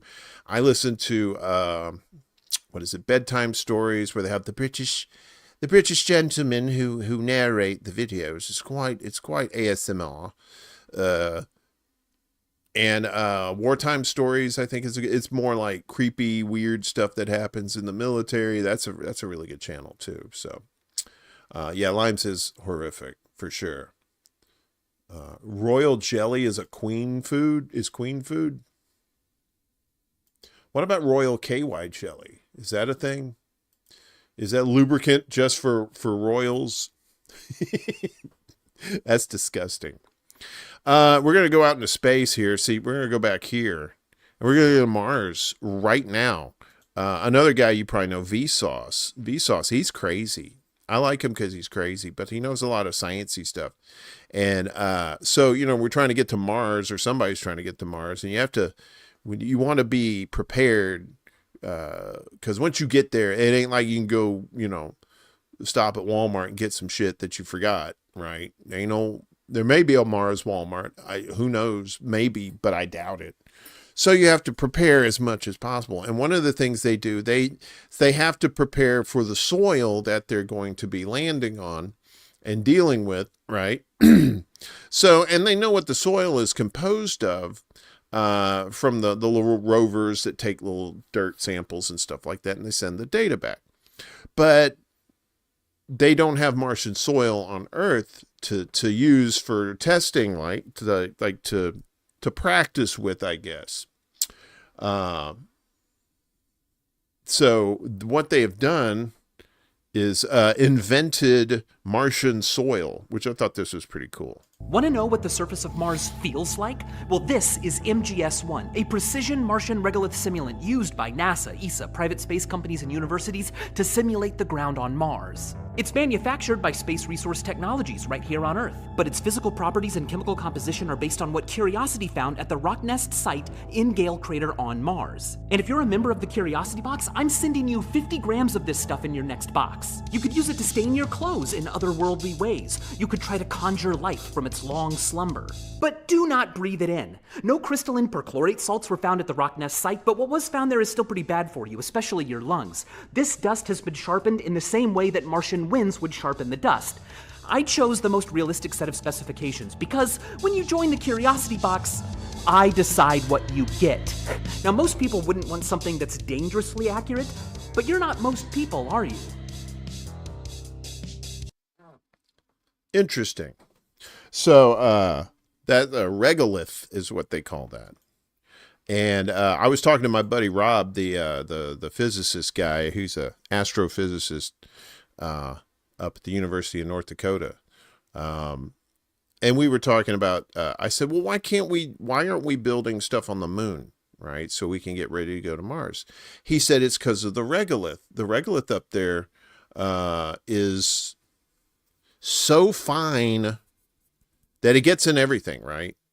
During the Apollo missions, when they went to the moon, if you believe that story, when they went to the moon, they get the suits they were wearing were all wrong for regolith, and I guess they weren't prepared for it because it would get like all up on them on their suits and stuff, and it's a big deal. You don't want that, so you have to turn a negative into a positive. So hopefully they can come up with some technology to use regolith for like maybe building materials, something like that. Saw that movie, The Final Destination, The Latest Instrument. Did you see it? I saw the first one. Aren't there like 5 or 6 of those? I like the concept of Final Destination because that's what happens to me, only I don't die. I usually end up like tripping or, fucking some shit up. Like earlier tonight, this is kind of random. I have the taskbar. I have Windows and I have the taskbar at the top of the screen, and I did something. I accidentally hit something, my hand slipped, and all of a sudden one of the icons that I use like forever was gone, and I'm like, I had to go look up how to find to get it back. It was just like crazy shit. Oh, this is Deer and Limes. This one right here, mosquitosquad.com. Okay, cool. Humans are not allowed to be on low Earth orbit. I don't know. I want to say we went to the moon because I mean, it's not like it's only 2 days away. It's not like months, like Mars or anything like that. So, it's like being cooped up on a road trip going from, I would say, Texas to, California. Or Washington State, let's say, or maybe Canada. It's like a 2-day road trip. Think of it like that. Did you know that they were speaking of the moon? Did you know they were gonna nuke it because it's there? So this is wild.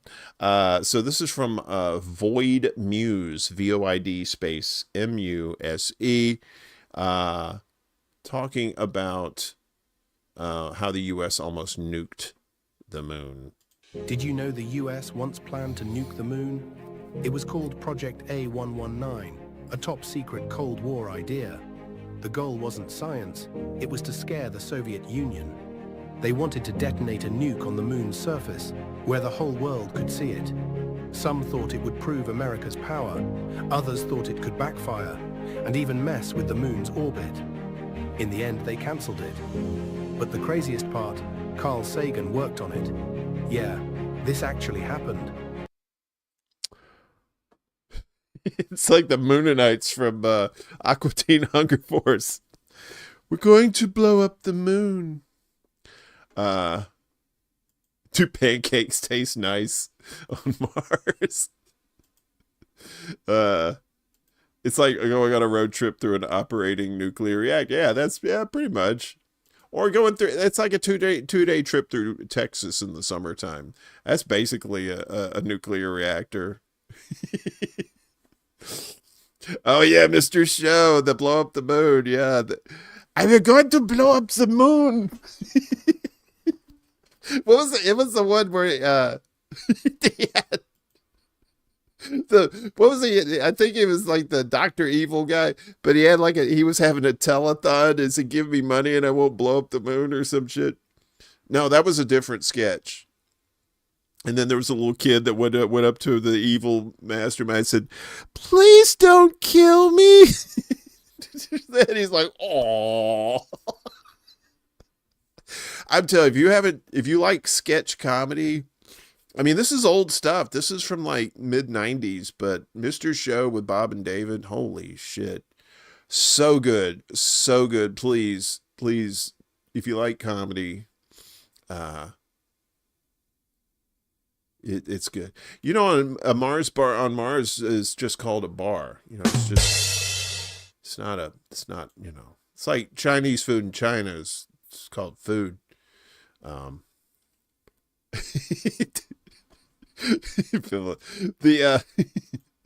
What was the one where the kid fell in the vat of acid and the band came to visit him and they pulled back the covers and he's just it's David Cross's head, but he has like a sausage body and they're like, oh. And they write a song. They write a song called Try Again and Head First this time. I can't get over Mr. Show. I'm sorry. I wish I could play it, but it's HBO. I will get dinged so bad. You like lawyers? I don't, but I like this guy. Who is this guy? Law by Mike is a little quick hit law stuff. The lawyers on the shorts there are pretty good. They give you some good advice.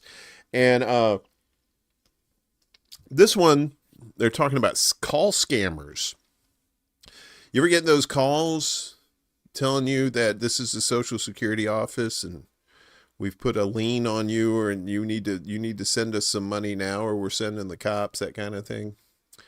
Yeah, so this is Law by Mike, and he's telling us about phone scam and how to outsmart a scam call. One thing you could do is just not answer it at all, but he tells you that. Oops. He would if he could. Let's try this. There we go. If a scammer is calling you, here's how to outsmart them. Hello? Oh. Hello? First, don't pick up the phone if you don't recognize the number. Oh, my bad. But seeing as you've already picked up, never say yes to a scam caller. But he just asked if I wanted to. They can then use a recording of you saying yes to try to access your bank account. So what do I say then? Don't say anything. Wow, free money? You betcha I want that. Now they're telling me to press 1 if I want the money wired to me. Should I press it? Nope. Pressing a button could give the scammer control over your phone's call forwarding settings. What can they do with that? They can forward all incoming calls to another number, impersonate you, and access bank or credit card accounts to reset passwords. That's crazy. If you think this is a scam, I'd hang up if I were you. All right. I'm sorry, Miss Smith. It looks like your granddaughter doesn't want your money. I don't know, man. I have a rule when it comes to calls that I don't recognize. If it's important, they'll leave a message, right? More often than not, it's a wrong number or it's a scammer. I don't talk to scammers. I don't deal with scammers. I want nothing to do with scammers. So, I don't even like talking on the phone with regular people much. I know it's a necessity sometimes, but I'd rather have a face-to-face at least, or, be in person and talk to you rather than call you. But, yeah, so be careful out there, especially now with AI and all these scammers using AI. It's pretty wild. So be safe out there, for goodness sake. So we try to give you a little law help every once in a while, like with the cops. Learn your local laws so people don't harass you. So this is Thomas Mulligan. I've had him on here a few times with some of his stuff, and we did a video about dangerous toys before. One of them with the, I think it was the 2000 in one kit or something like that with all the chemicals. So this one, I think he's talking about something else, but, these are wild too. Wild, dangerous toys. It is genuinely unbelievable that any of these were actually available to the public. A few weeks ago, we talked about the most dangerous toy in the world, an at-home atomic energy lab kit that had actual radioactive material inside of it. And you might be thinking to yourself, well, it can't get much worse than that. And I'm here to tell you that it can. Because unfortunately, science isn't always child's play, and it took us a little bit of time to find the line between safe and enjoyable fun and a trip to the emergency department. One of Gilbert's at-home kits was called the Chemistry Outfit for Boys, which allowed its users to make gold disappear. They would do so by placing the gold in a glass full of water and then add a generous dose of sodium cyanide to it, which of course they provided. The Gilbert glass blowing kit was for fascinating and instructive fun. They required the child to use the provided blowtorch to heat up the tube of glass to over 1,000 degrees Fahrenheit until they would melt, and then blow into it, twist, and stretch it. Not only an extreme fire risk, but a pretty big burn risk too. The blowtorch. What'd you get for Christmas, Billy? Oh, man. I finally got that fucking blowtorch I always wanted. I can blow glass. That's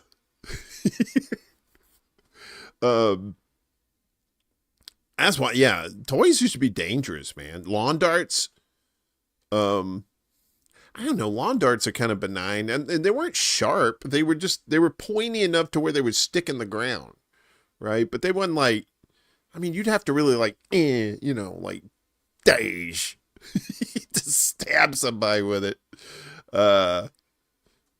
Make jarts great again. Jarts. Was that like, what was it? Was it just plastic lawn darts? Those were the days some kids rode around in the back. Oh, yeah, we did too.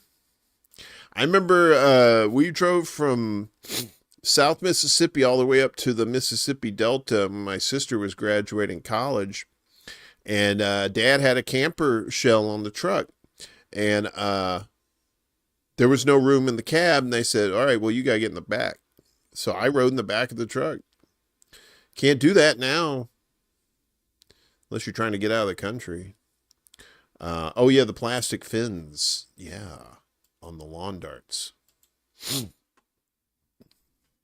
Yeah, we was doing all kinds of wild shit back then, man. You know, you hear the stories. You know, we'd stay out. You know, you'd leave. You know, and might have a couple bucks in your pocket. You know, you go out and do stuff. I'd go ride my bike all day or go play basketball and stuff. And I wasn't about staying inside. I hated staying inside. It'd be raining and stuff. I'm like, oh, I just want to go outside. This next one, so that was Thomas Mulligan. Hang on a second. Let me see what this one is. I forgot. I forgot. Oh, okay. Cool. So, a little, you know, we like for you to get your learn on this show. Preferably, you know, a lot of times we do word origins with Cody. I don't know. Is Cody on here this week? I usually have Cody on.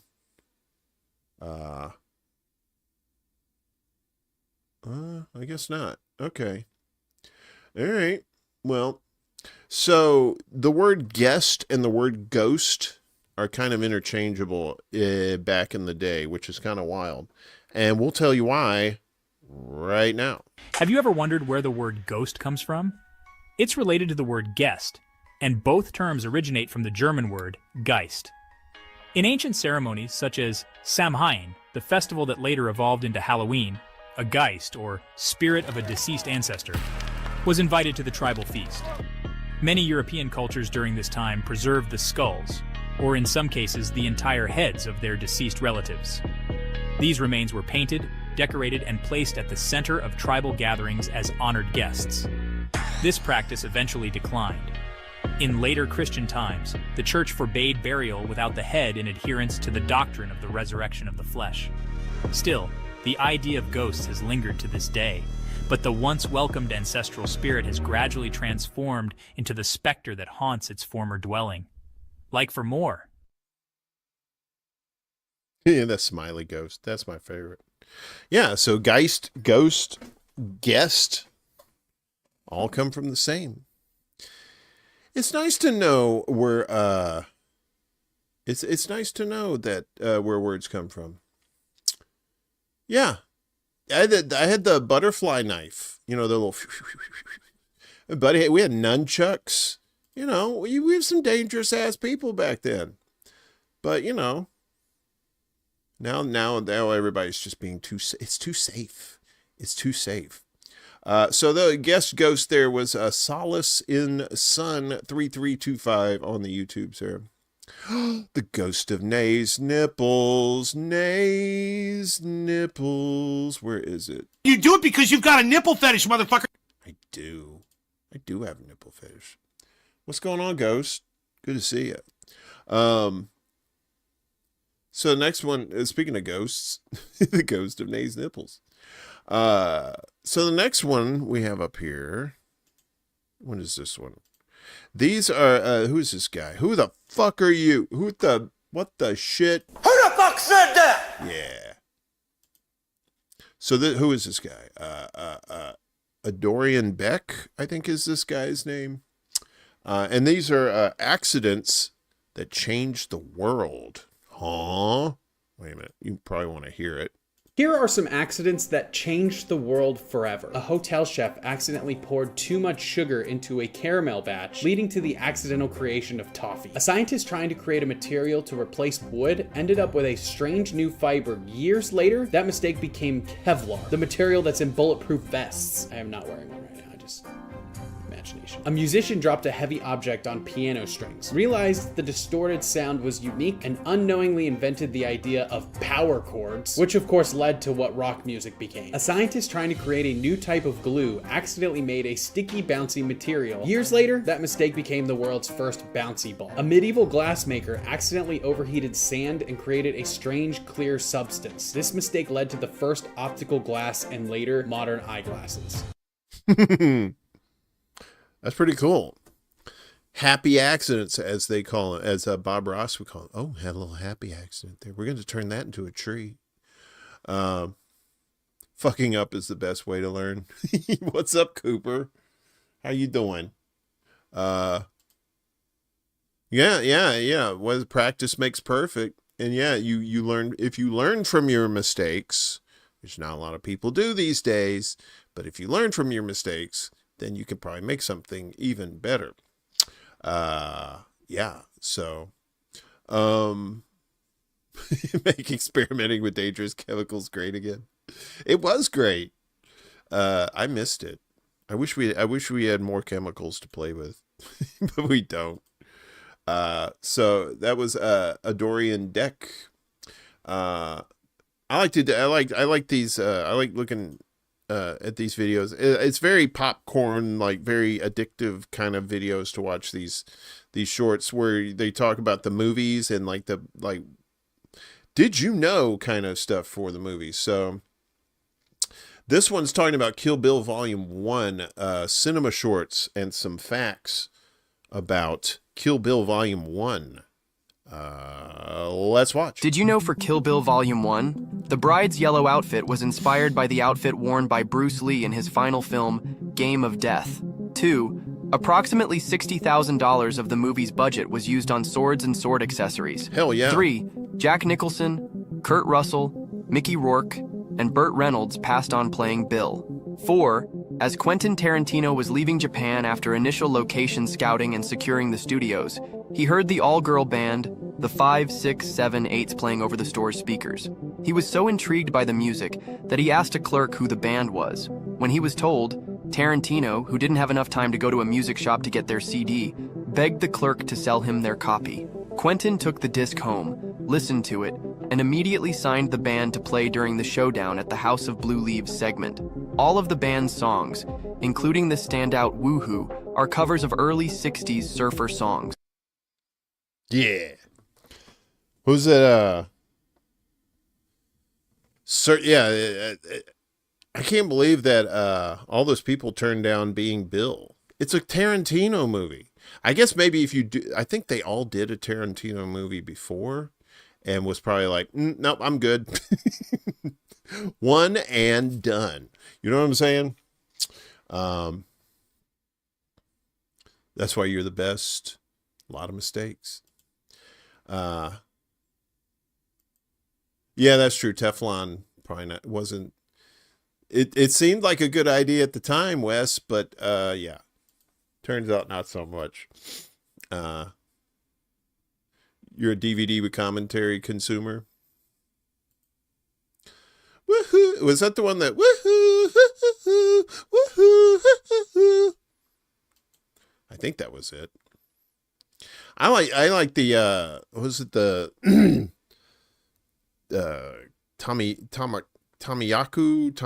Tomisuka that does that.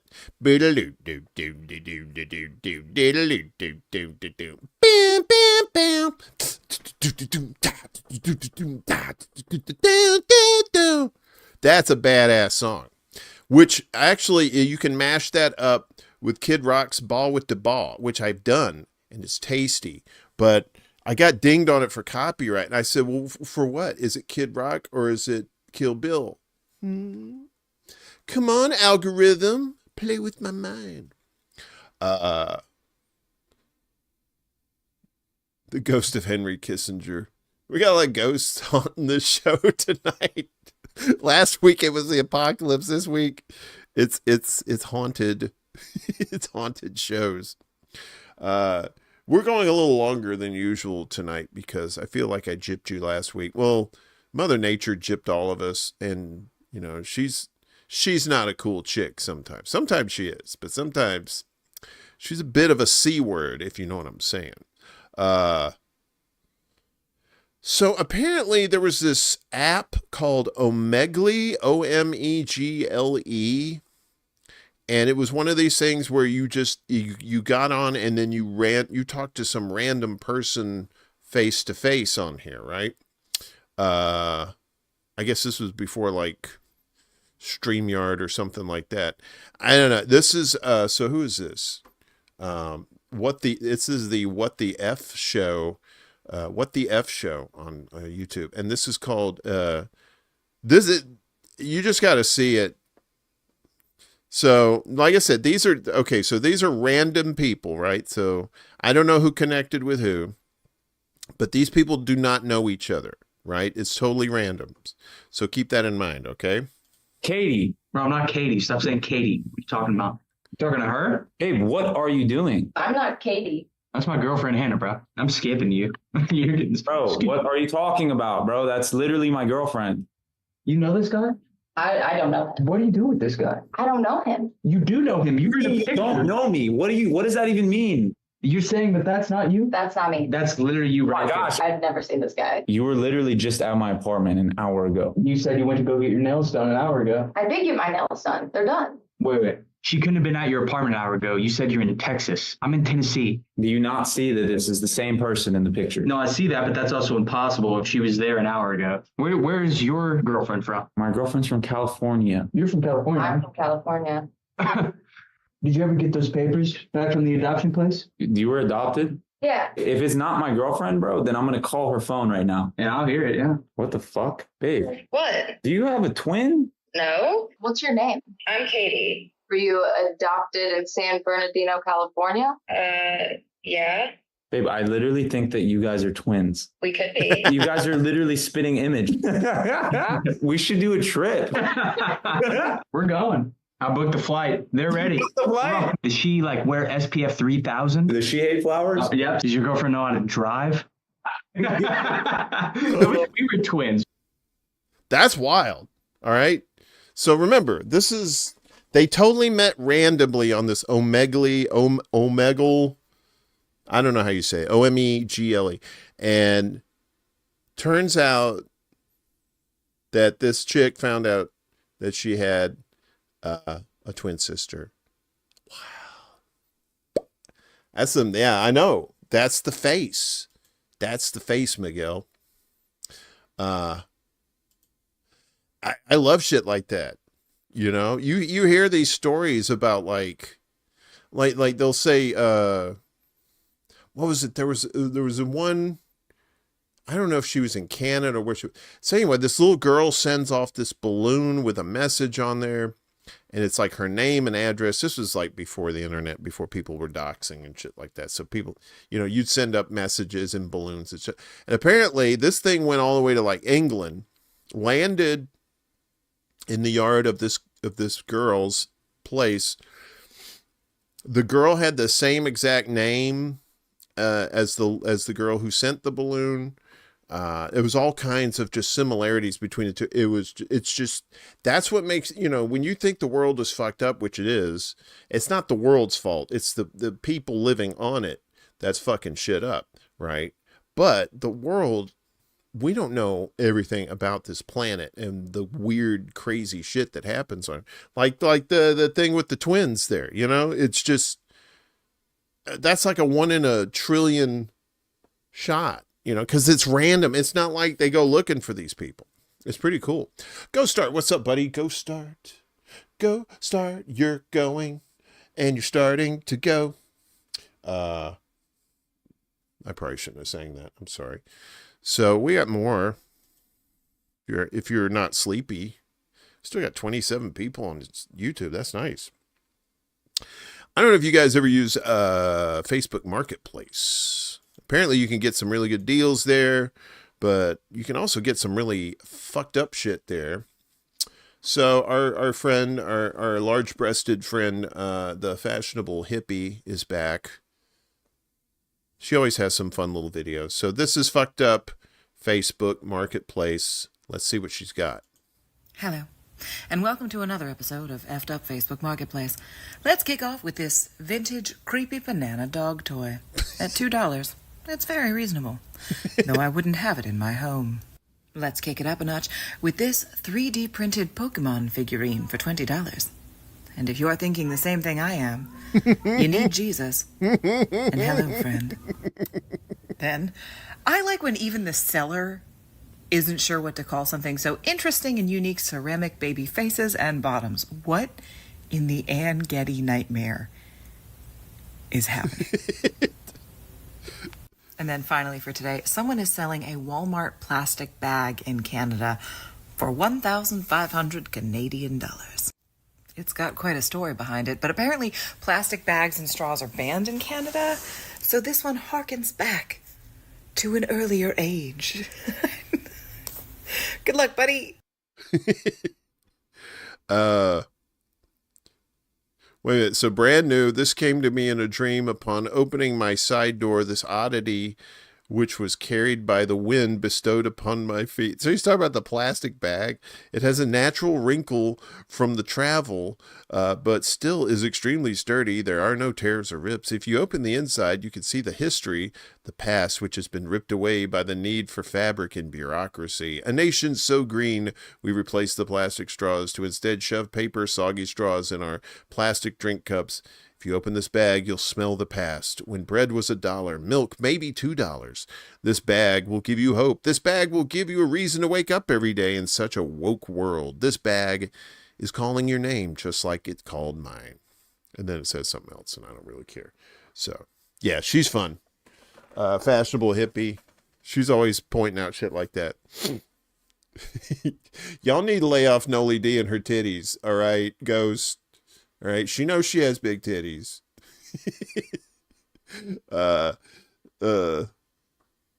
One good thing, at least, it's okay to eat flakes of Teflon on an old pan. Teflon itself is inert to the body. Is it just when it's heated up it's not good? I don't know. Did it give you like Alzheimer's or some shit? There's only 2 more videos left, folks. I think we got more science too. I don't know if any of you are like colorblind or what, and if you are, that's cool. Oh, just when it's overheated? Yeah. No, asbestos is bad because it gets in your lungs. Like, yeah, I mean, there's a lot of kids from my day that we were in classrooms with asbestos, you know, in the ceilings. We were using gas heaters in the classroom. Back in my day, we had to put a nickel in a slot to see titties at Bohemian Grove. Whose titties? Like Kissinger's titties? You can eat, well, yeah, you can eat asbestos, but you just can't breathe it because, yeah, it fucks up your lungs. You get mesothelioma, I believe is what you get. So anyway, so if you're colorblind, I'm sorry, you know, I'm sure that's a terrible thing. Or not, who knows? Mostly, like, everybody else can normally see a million colors, but there's some people who can see, like, way more. B. Arthur's biddies, you nays nips. You do it because you do it because you've got a nipple fetish, motherfucker. He nays nips. Rue McClanahan had some nice honkers too. Sorry, I had to throw a Rue McClanahan reference in there. Anyway, so the next one here is talking about like a new color that only a few people can see. This nice lady, she's a cool chick. Cleo Abram, she's a cool science chick. I like science chicks too. Smart is very, very hot. I think brains are very, very exciting.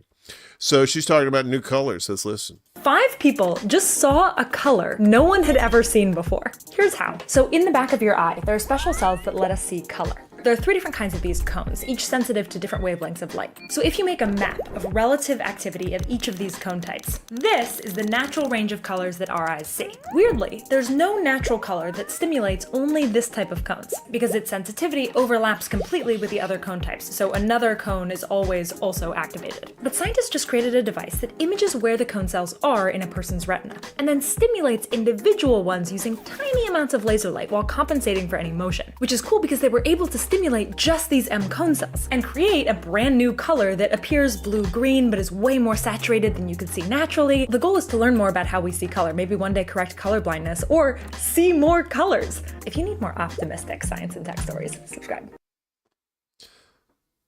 I think that's cool, but I don't like lasers in the eyes. Life is strange, Moose.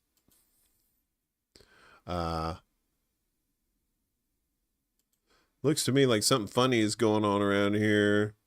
People laughing and dancing and paying entirely too much for their beer. Yeah, that's true, man. That's why I don't go to bars anymore, man. It's just too expensive. Hell, it's expensive to drink at home, much less go out to the bars. And what are you gonna do? You go pick up people? You gonna pick up somebody in a bar? Don't do that. Don't pick up people in a bar. That's no good. I mean, you can meet people, go fuck them, but don't try and date them. That's just silly. If you're looking for love, don't go to a bar. Best thing you could do is probably have a friend hook you up with a friend. That way it's comfortable. But then if it goes south, then your friend hates you, and then it's not good. Finally, this evening, of course, we always end things with a solid JJ cartoon, or at least we try to. I don't know if you've seen that new movie Thunderbolts. Is that what it is? From Marvel. It has all the people who aren't the Avengers in it. But they have this guy in it. There's this he's like the Superman of Marvel, I think. I thought that's who Captain Marvel was. Anyway, so this guy Sentry is like OP as hell, right? Overpowered. So our friends at Solid JJ have got the Avengers with Sentry joining, and well, chaos ensues, does it? Nice to meet you, Sentry. I'm sure you'll fit right in. Well, thank you, Cap. I just want to use my powers to do the right thing. Talk about powers. I mean, super strength, near invincibility, matter manipulation. It sure is quite a legend of powers you got there, Bob. You sure have anything you want to mention? Any downsides or anything that might be mildly to extremely apocalyptic? Nope. I'm sorry to interrupt, but the time for pleasantries is over. Dr. Doom, our old nemesis, shouldn't you be fighting the Fantastic Four? Well, that's not until July. Don't worry, Avengers, I'll handle this. You too shall learn to fear. What's wrong? Much no use, I stole in Dr. Doom. Oh, no, that wasn't me. The Void, he must have taken control. Wait a minute, Sonny, we just watched you do it. Okay, probably should have mentioned it, but once in a while, very rarely, I happen to black out as a darkness within my heart manifests as a malevolent persona with the sole purpose of ending all life, enjoying the world. But just once in a while. And you're only mentioning this now. If you really think about it, is that really a weakness? What did I say? It doesn't happen that often. It's under control. Okay. Here's a question. How are we going to be able to tell the difference between you being normal and evil? Well, luckily my identity disorder is color-coded. See, right now I'm normal, which is good, but if I were black, red flags, why would that mean you would be bad? Well, I turned like dark and gray. Compared to being normal? Oh my God, the Void, he took over again. You look exactly the same as you do now those last 2 times. Yeah, it's kind of like a blink and you miss it kind of Why thing. didn't you start with this? You guys are blowing this way out of proportion. It's not even that relevant to my character. It's not even that important. It doesn't even happen that often. How'd you get your powers again? Drugs. Yeah, that checks out. All right, well, that part. Drugs. I mean, especially if you thought it was going to give him superpowers. I thought it was meth. Like golden liquid meth. You're just gonna own it. How did you mistake a liquid for Have you meth? seen a Go-Gurt? The technology's there. So that was just a super method. A meth head with superpowers? Yeah, that would be an actual multiplier. Yeah, I was addicted to meth. All right, but come on, we've all been there. I mean, I was addicted to alcohol. And you already know my history. Opioids? Wait, really? Yeah, but I'm in the program. It's just never come I out. just don't wear it on my sleeve. All right, you know what this really is? You guys are just afraid of talking about mental illness. That's okay. What are you talking? You turned Dr. Doom into a donut. Yeah, we used to have the Hulk, and that guy wrote the book on being fucked in the head. Sentry, I'm not just saying this because you might accidentally erase us with a sneeze, but we can work around that. I mean, what has become? I'm still not convinced it's a real thing. Is there anything in particular we should try to avoid that might trigger a depressive episode? I guess just answering questions with questions. What do you mean? Oh, God, that did it. Oh, no, I can feel the darkness taking hold. I'm voiding so hard right now. Ah! Oh, shit, it's real. It was telling the truth. You made him do all those horrible things. No, that was all him. I know him. Oh. Yeah, see, what he likes to do is these weird, terrible things, and then he just pins it on me and thinks he gets away with it. Kind of an enabler that way. Look, really? Because, I mean, between the two of you, if one of you were to... Yeah, I didn't really have a choice there. He kind of just immediately called me the Void. That was the name he gave me. And then look at me. I look horrible. I could have just been the funny personality. I had to be the evil, terrible one. All right, well, I mean, you don't seem like that bad a guy. Was anything he said true? The math? Definitely the math. Yeah, he did a lot of math. He did a lot of math. Also, I want to kill everyone in the world. You want to what? Well, I'll be... I haven't seen Thunderbolts. I don't know. I'm kind of curious though about this Sentry dude and the thing in the commercial, the trailer for the thing where he just goes beep, and these people just go they just turn into shadows. Woo! All ball shavers. Speaking of ball shavers, let's look at our poll for tonight. How many of you actually took it? Wow, 28 votes. That's nice. So we have a tie. No, we have a winner. Winner, chicken dinner. So Sasquatch, again, what's your junk look like? 39% of you said your junk looks like Sasquatch. Now, I meant hairy, not like length. Okay, so if you're Bigfoot, that's okay. That's for another poll. if you know what I mean, you can see poll because it's a poll. So 39% of you said Sasquatch. 32% of you said again with the personal questions. Very offended. You're all snowflakes. You deserve what you get. And only 29% of you said everything is smooth as a baby's butt downstairs. So thank you for playing our game. We have some nice parting gifts for you. A hearty goodbye from me. And that's about it. So... Huh? Who the devil? No, you're being silly. I'm glad we got through this and no problems either. I'm very shocked, to be honest with you. After last week's apocalyptic events, I didn't think I'd be sitting here telling you about all this stuff tonight. So I hope you enjoyed it. It was kind of, I like hanging out with you guys. You're fun folks. You're smart.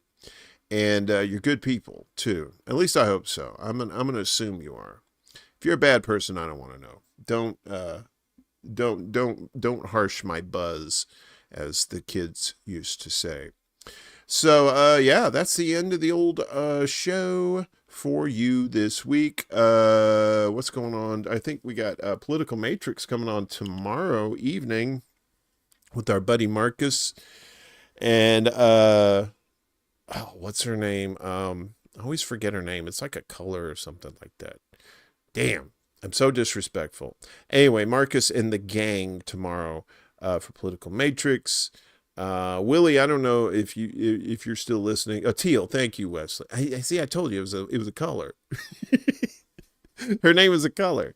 And I have an old person's mind that's riddled with pot a lot of times, so my memory's not that good. Yeah, I love Teal. She's out there. She says what she wants, and that's cool. And she's super sweet. So be sure to check her out. I don't know if Willie's gonna be back on Monday. He might be. We're gonna be back Tuesday for Morning Extra to give you the sad news of the day. All the bullshit that happens in the world. We'll get the information out to you Tuesday morning at 11 a.m. Eastern, 8 a.m.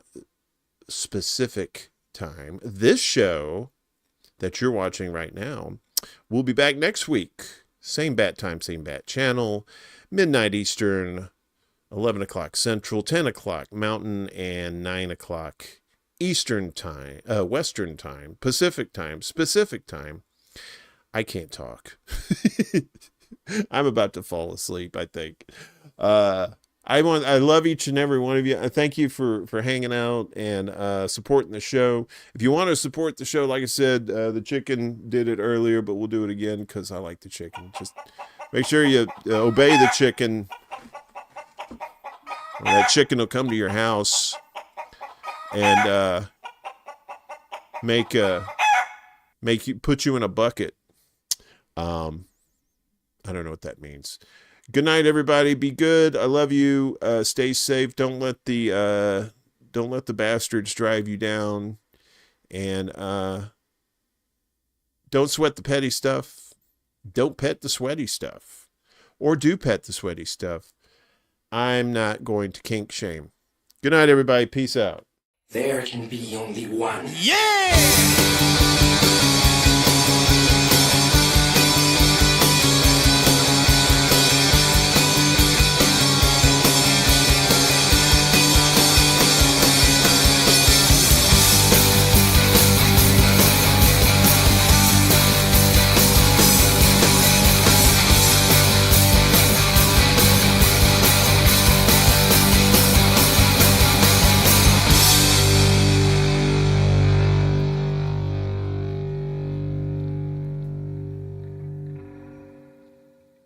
Nice to meet you. My name's